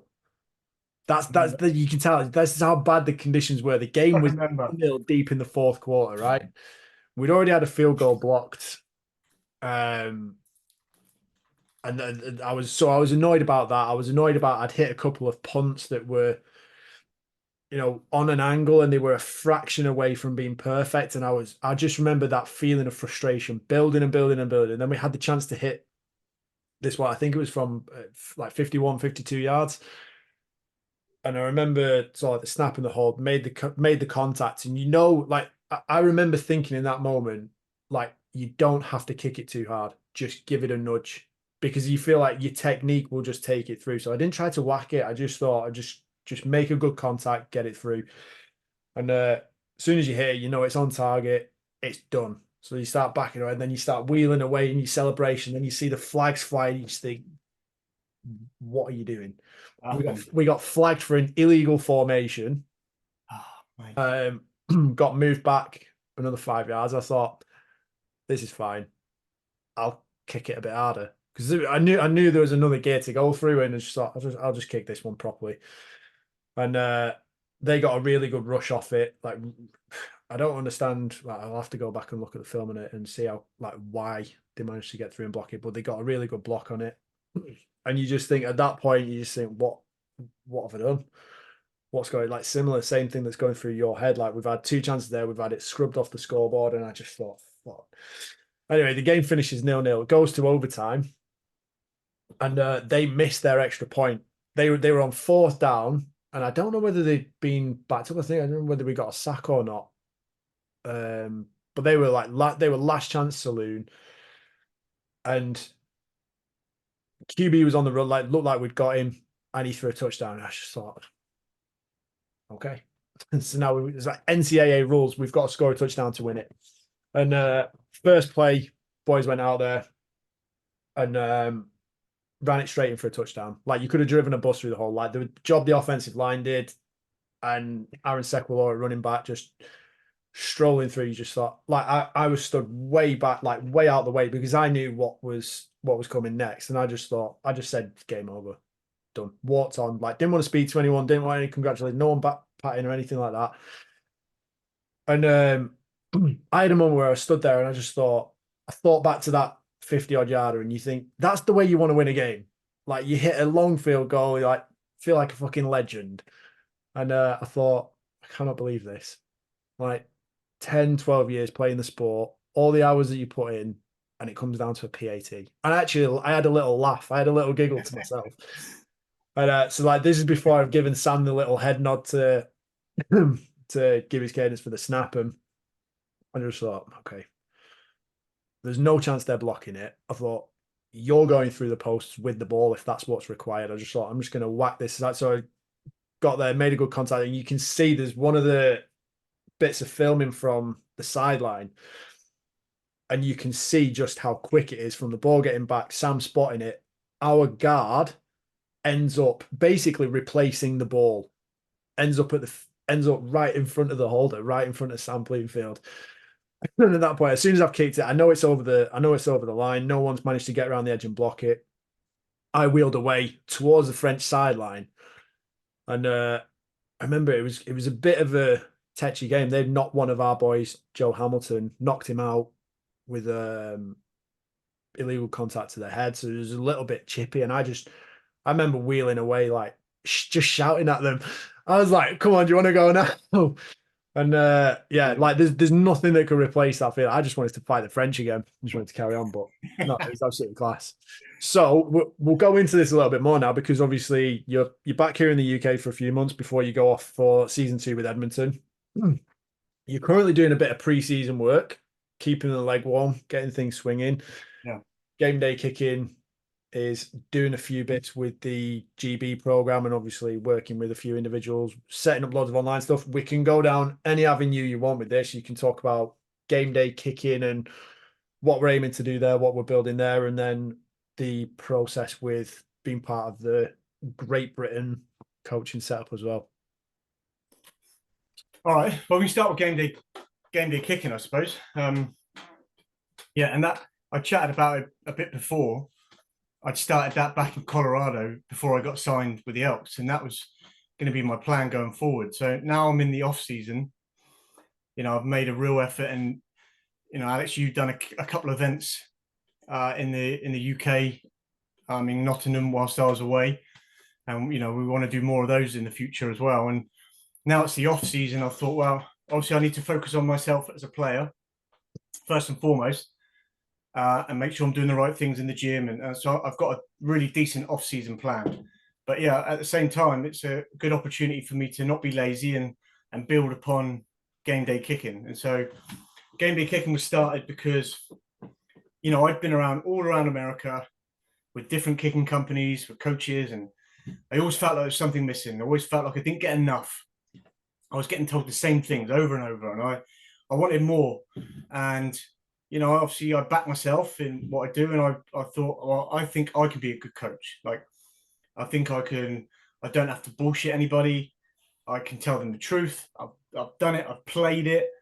I've had to learn from the bottom up from being a soccer player. I've got tons of footage, and I've got all this proof and all this knowledge that I can pass on. And as I mentioned earlier, it's like giving young athletes an opportunity on purpose. And especially in Europe, in the UK and Europe, the game's growing here, but, how to find an opportunity, it's not always that easy. And so for most kids or most athletes, they don't even know of the opportunities. So it's educating them on the opportunities out there. So Gameday was really started for that. I was like, right, I would love to provide knowledge and a pathway for kickers or potential kickers to play the game like I did. I got into it by accident, but I could get someone who's got a strong leg and is interested in the game and say, well, here's the pathway you could take to do that. And I did it. So here's how I did it. And, there's many different ways you can do it and get seen. And, I just want to be as honest and open as possible in helping people get there. You don't need to spend thousands like people think you do getting places. And so Gameday was started to be affordable for people, to provide the truth, and then provide quality coaching in Europe and help build the game here. So that's what Gameday is in a nutshell. And so you obviously doing private coaching here while I'm back. You yourself have been running camps, and coaching a few kids up there. And then we want to, part of the plan with Gameday is to take it online. So obviously European players, global players are a focus. So what we want to do is we've created the Gameday Kicking Academy, which you and I are sort of focusing on. And what the Gameday Kicking Academy was to be an online platform or a place where any kicker from any background can come and be part of a group, be part of a community, learn knowledge, know about events, and then know about the strength and conditioning side of things, which obviously you're very, educated on, and that's part of your your how you make your money and how you live your life. So there's so much knowledge in there between yourself and I feel like we can pass that on to kickers. So obviously we've talked about this before. It's like we want to be able to help as many people as possible and do it in the right way. So the Gameday Kicking Academy, which will be hopefully launched soon properly, we started creating a group. So if there's any kickers out there that want to be part of that group, then please do reach out to Alex or myself, and we will make you part of that group. But eventually want to develop it where it's we have a service where it's you get access to unique content and kicking drills, specific drills on how to get better as a kicker. My plan is to try and get different guests, professional kickers and professional players on a podcast, and you and I will talk to them. And so if that's a place you're interested, then please do reach out. But that's the online plan with Gameday Kicking, is to provide a platform for anyone across the world, and make it accessible. It doesn't have to be this big expensive thing like it's secret, like it's a secret. It's not a secret, right? There's no one owns the rights to kicking, right? There's no secret to kicking. There's no learn it from this guy and no. Like, there are fundamentals you can learn, and then it's about finding the right coach who will help you as an individual and help teach you the right things, right? There are, and I'm really conscious of Gameday Kicking being better, not being, we're not trying to just take all your money. We're trying to educate you the right way and give you the tools so you can go any direction you want, whether that's staying and playing Britball, playing in Europe, going to the CFL, NFL, college, wherever you want to go. Gameday Kicking is about that. So whether that's private lessons, the online academy, yourself, you have a kicker S&C program that people can sign up for. All these tools we want to provide to everyone and make it really accessible. So that's my main focus with Gameday this off season, is make something really accessible for any kicker out there. Yeah, because I think I know we've spoken at great length about, because oddly enough, I think the very reason that I got in touch with you in the first place was I'd spoken to Robert Grant, you know him well. Yeah. Bobby G. Yeah. Big shout out, Robbie G. Where, ultimately I was going to go down the pathway of, I knew at some point my ability to continue playing was going to end. And it was a case of, well, what's the next step? And I'd thought about coaching, helping other kickers do it. Realistically, at the minute, I didn't want to help out the competition.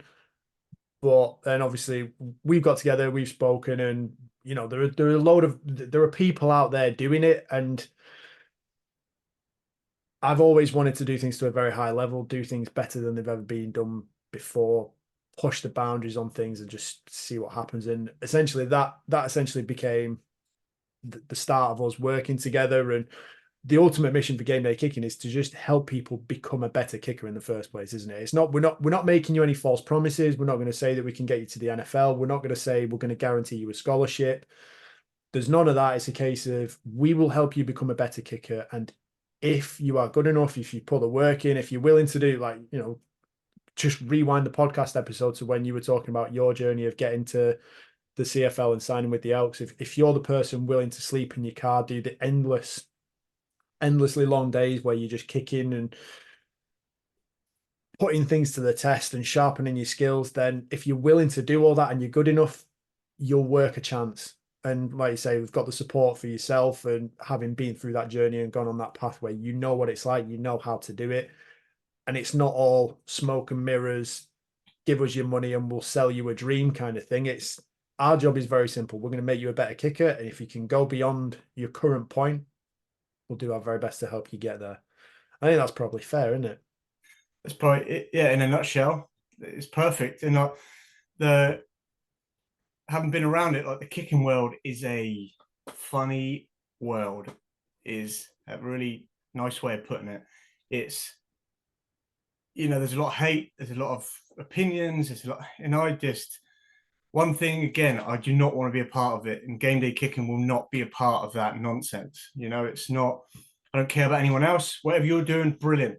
If you need help with that, I can help you. Like you want to be part of it, we can we can do stuff together if you're in it for the right reasons. If your motivations are true and if you're truthful with what you're selling. So yeah, having been around it, I'm conscious of that, and obviously we're conscious of that. Now I look at our team, the game day kicking team of myself, you, Robert Grant, ex NFL Europe player, top fella, Rob Hart, ex NFL Europe player, record holder in NFL Europe, record holder at Murray State as a kicker. Like these are legit, proper people that we have working for game day that are willing to help. It's not about making money. It's about how can we help. We want to be part of the game. So I think we've got a really good team at Game Day Kicking that we have the ability to do some really amazing things over time and help as many people as possible. So I think that's really important. I'm really grateful for yourself and Rob Hart and Bobby G, because we make a really good team together, and I hope some really good things happen going forward, and they will. I'm sure they will. One of the things that you've got going on at the minute, talk about it's going on this weekend, Saturday down in Nottingham again. Been down to your first Great Britain practice last month, or earlier this month rather. How was that? Yeah, loved it. Loved it. Again, I always had that goal of giving back to the place where I'm from, and what better place to do that than the Great Britain national team? I can. And it's only if it's wanted. I'm not trying to force anything. I'm here again, here to help. Like, here's what I've experienced. If I can come back and help you and give you a few tips and help GB kickers, yourself and the backups, and Sam with the women's team, who's really talented kicker. If I can help in any way I can, like that makes me so proud. To be part of the GB system and see it grow, because it's going to grow over the years. It's not going to fall. It's going to keep growing, and so to be part of that is huge. Yeah. So I know obviously Sam's background as well. She's currently semi-professional footballer. Your background, professional football. My background, play tons and tons of football. The skills for being a kicker, kicking a football, oddly enough. So even if you're off playing soccer at the minute and you don't feel like you've even got that transferability, we know there's a couple of guys who've gone onto the NFL IPP recently where they've got transferable skills from other sports. Kicking is probably one of those positions where if you can kick a ball well, your job is relatively simple. Like the tactics and the should we say the variability is somewhat limited. Like if you can kick a ball well, that there's an opportunity for you in this sport, isn't there? 100%, and it's a no-brainer, isn't it? Like we all grow up in Europe kicking a ball, whether that's through soccer or rugby, and like much more than like America does. Very good at all their hand sports, but we grew up kicking a ball from like we're 2 years old, and so transferring those skills over is a no-brainer. And you see it with the international player pathway, and 5 kickers on there. And if I was to bet money, some of them kickers are going to be successful because over other positions. Because other positions, it's such a nuanced position. Like you got to grow up knowing the game. You got to know the ins and outs of the game. Like and it's going to take a long time for us to catch up in that. But kickers, the gap's not that big. It's really not. There are things you need to learn, and there are experiences you need to have to be better. But to get your foot in the door, if you work hard enough and you can kick, and you've got the tools and the mindset, like you've got a chance. Well, let's take a look at Aubrey for the Cowboys.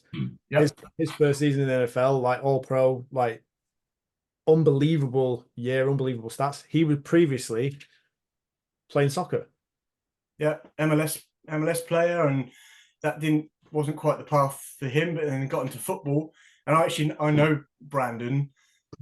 We kicked together at a couple of events, and he was actually at the Zorna Combine last year. I took a picture with him. Yeah, he's a really nice fella, right? And we chatted about like how we got into it, how his soccer background helped him, and if you watch his technique, you can tell he was a footballer. You can tell he was a soccer player because he just has this natural striking ability. And so yeah, it's really nice to see him doing well because yeah, he smashed it this year. Turned up rookie season, best kicker in the league, like stats wise, just nuts. So yeah, really happy for him because I've seen him come from a similar position that I was in. He was grafting, attending events, paying money out of his own pocket to get to Arizona, to get around, to get to California. He's done some training in California with John Carney as well, where I've been. So yeah, it's nice to see him do. Yeah, he's a prime example of it. Prime example. And he was, you could argue he was an elite soccer player, MLS standard, but those natural tools. Yeah, it's clear to see. Not to say that if you don't play soccer, you can still do it. But what it does is it puts those, when you're a kid, if you do it from when you're young, it puts those fundamentals in place.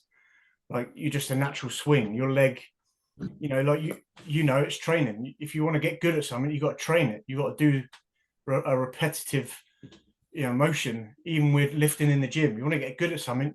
The more you do it, the better you're going to get at it. So it's like that's obviously helped with his career. But yeah, it's mental to see.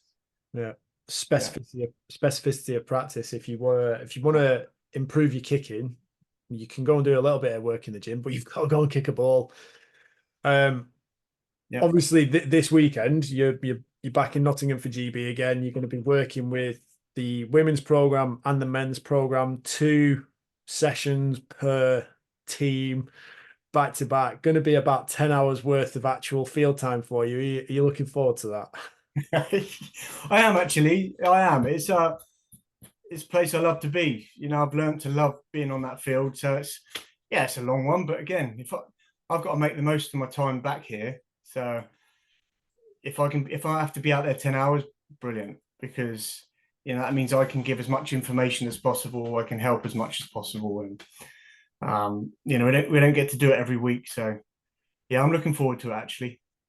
I remember when we finished the last camp, which was it was basically like the final trial session. So this session coming up this Saturday is going to be the first proper session of the year with the full sort of 110 man squad, where it's like this is it for the year now. These are the guys that are involved, so it should be full intensity. Everything's going to be pedal to the metal. And I remember the last time we were down there, obviously we spent a lot of time out on the field. We stayed out there while the women's team were training, which was when we did a bit of work with Sam. And then even after everyone had finished, I think it was about 7 o'clock at night, it was still there whacking balls whacking balls into the tennis court and then having to jump over fences to get in there and get them back. Yeah. No, I know. What you said, we did too much. Is that what you're saying? No, not at all. I'm just saying that's how hard it is to pull us away. Oh yeah, no, 100%. It is, and that it is that mindset. You want to be able to. You want to have the mindset of you want to kick all day, but then you've got to learn. That's where maturity comes in, and you learn as a player when to reel it in. So, and I thought we were pretty good with that last week too. We did reel it. As soon as we realised, all right, we're hitting too much here. Yeah, we reel it in because at that point you're kind of just wasting your time really. You're developing bad habits when you're that tired. But yeah, it's great fun. I love being out there. It's nice to make it part of my off-season training. Really get to coach a bit of the Great Britain guys and yourself, and then kick a bit myself at the end. So yeah, because I could tell you were itching to just pull the leg out and just start whacking a few. I could tell from as soon as you set foot on the field, you're like, can we kick a bit now? Yeah, a bit. Yeah. Yeah, that's kind of like the typical kind of process for the camp as well. So we'll have like I think this weekend we've got a 2 hour session to start with. And then the second session is 3 hours long. And typically what will happen is the first session will be great. Then you go away, it's about a mile walk to go and have lunch, mile walk back to the field, and then you've got 3 hours on the field. That's usually the point where the leg, the hips, the posture, everything just starts to go woo, off a cliff, and you kind of cramping up as you're going into your plant step by the end of the day. Not the easiest. No, so it is a long day for you boys and Sam. So it's like, yeah, maybe it's it'd be good to chat about. We can chat about things like that as well, about maintaining the leg over a session, and I think more is less. Less is more. Sorry, more is less. That doesn't make any. Oh, no, you're right. You're right. It works both ways. Less is more and more is less. Yeah, there you go. Yeah, perfect. So it is a balance, because people think, well, you're just kicking. You're just a kicker. You just kick the ball. Well, that's no. We're doing a movement which is almost full effort. Yeah. Almost repetitively. Like, it is tough on your body over a day. So that's things we can talk about on Saturday too, and about managing that.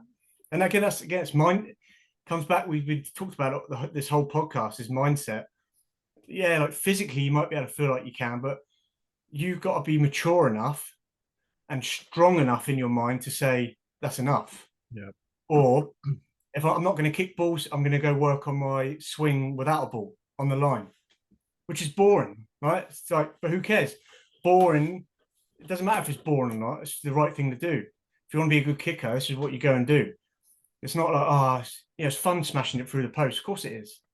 But, if you want to be a good kicker, an elite kicker, then you have to recognize when to not be smashing it through the posts. And actually, so maybe we can, and I'm sure you figured it out. I'm not saying you need any advice from me, but I mean, no, I'm not gonna lie. Like there's times where I finish the training camps, and even just, I mean, ultimately, no matter what, you're gonna kick a lot of balls. You're doing 2 training sessions back to back. If you've got field goal training, field goal work, you've got punting, you've got kickoffs and kick returns.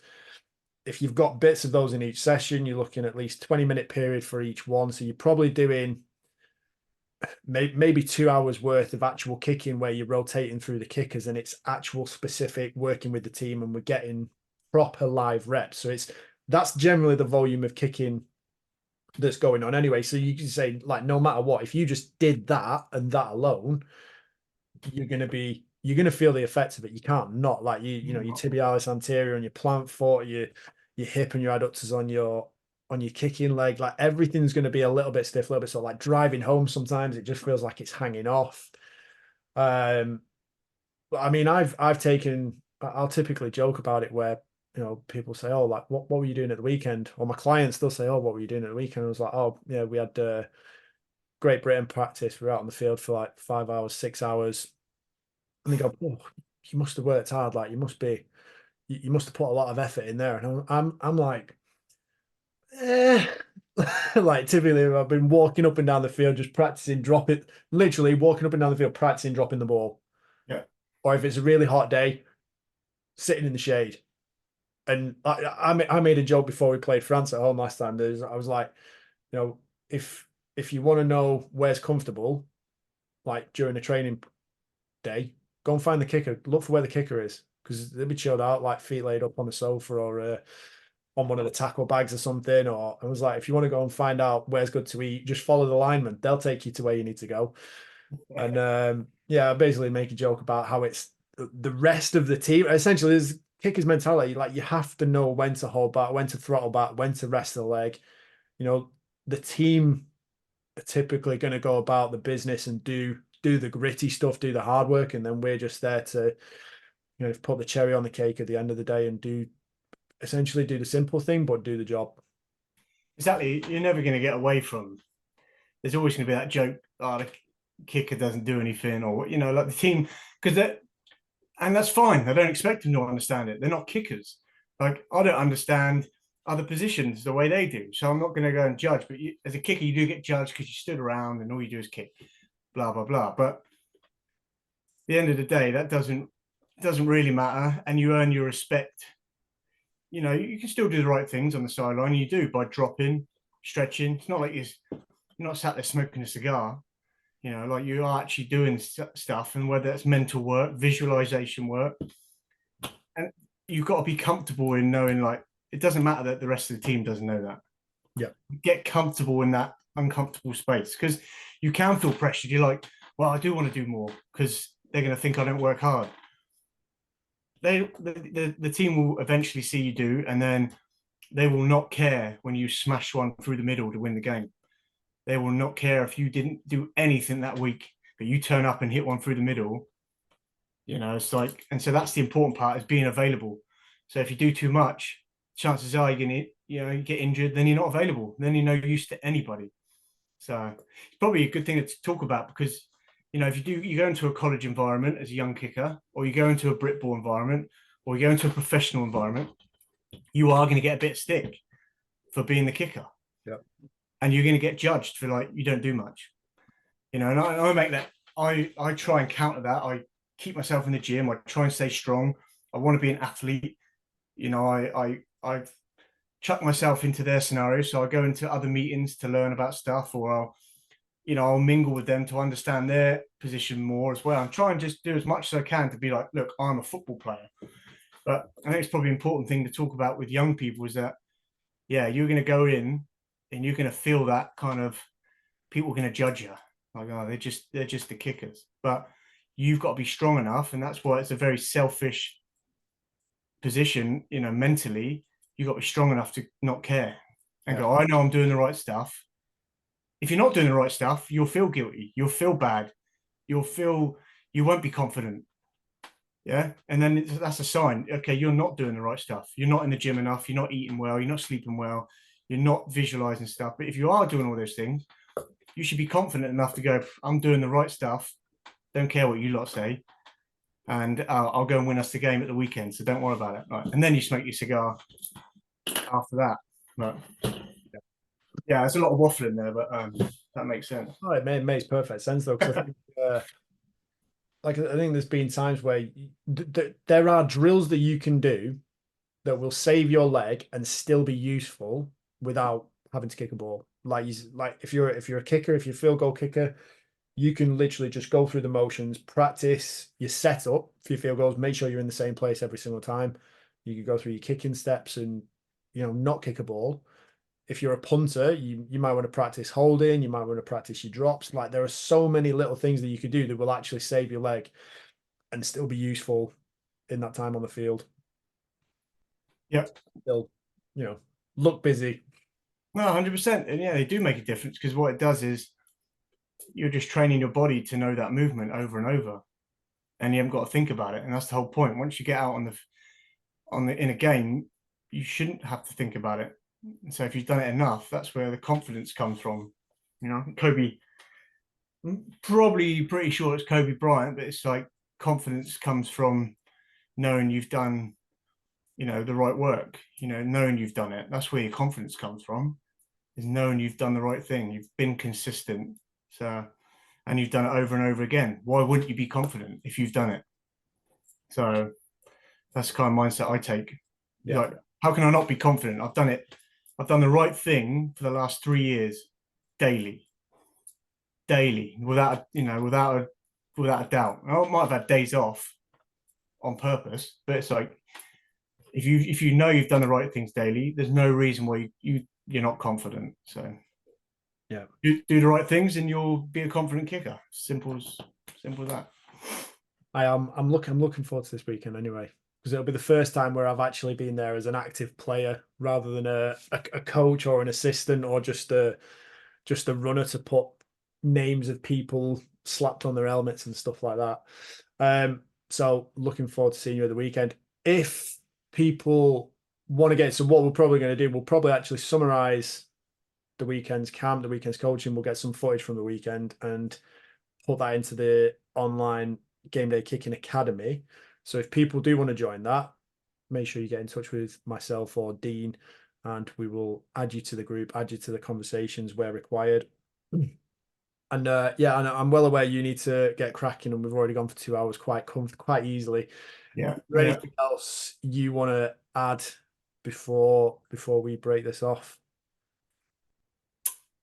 No, I think we covered everything. Like I said, if I think it's good just to note that if we're here to help. It's not, there's no egos here. Like, reach out to us, and I think my advice, if I was to give advice to somebody, it'd be to try and learn as much as possible from everyone. Like, if you have a coach who's angry at you for going to somebody else, learning from somebody else, you probably want to rethink who you're working with, because a good coach will be confident enough to go, yeah, go see that guy, go learn something from him, or go to that event. Yeah, sure, go learn something, because it makes you a better kicker. So the more you can do that, the more other kickers you can get around, be part of the community, be part of Gameday Kicking Academy, because then you'll have a community to connect with, to watch film, to ask questions. Like, that's going to make you a much better kicker. So that would be my advice, is just learn from everywhere you can. And if you want to start with us at Gameday Kicking, then you're more than welcome. Yeah, we are here to help. So for those of you that aren't following already, get on your Instagram, just type in Gameday Kicking, all one word, and make sure you hit follow on that. And then also, to get hold of Dean himself, Dean.Faithfull. Search for those two on Instagram. And 2 L's. Yes, 2 L's at the end of Faithfull. Not half full. Obviously, if you want to find me, I am Alex_Lenkowski_performance. If you know how to spell my last name, then you're in. If not, then it's just down to the lap of the gods as to whether we ever make contact or not. So you can find us there. And that concludes us for episode number 87 of my podcast, The Lenko Show, and number 1 Gameday Kicking podcast. It's in the bag. So it's been an absolute pleasure. If you haven't already, make sure you like it, subscribe, add a review, get in touch with us, give us a follow, join the Kicking Academy, do all the good stuff, all the right things that you know you need to do. And we will see you again soon for another episode.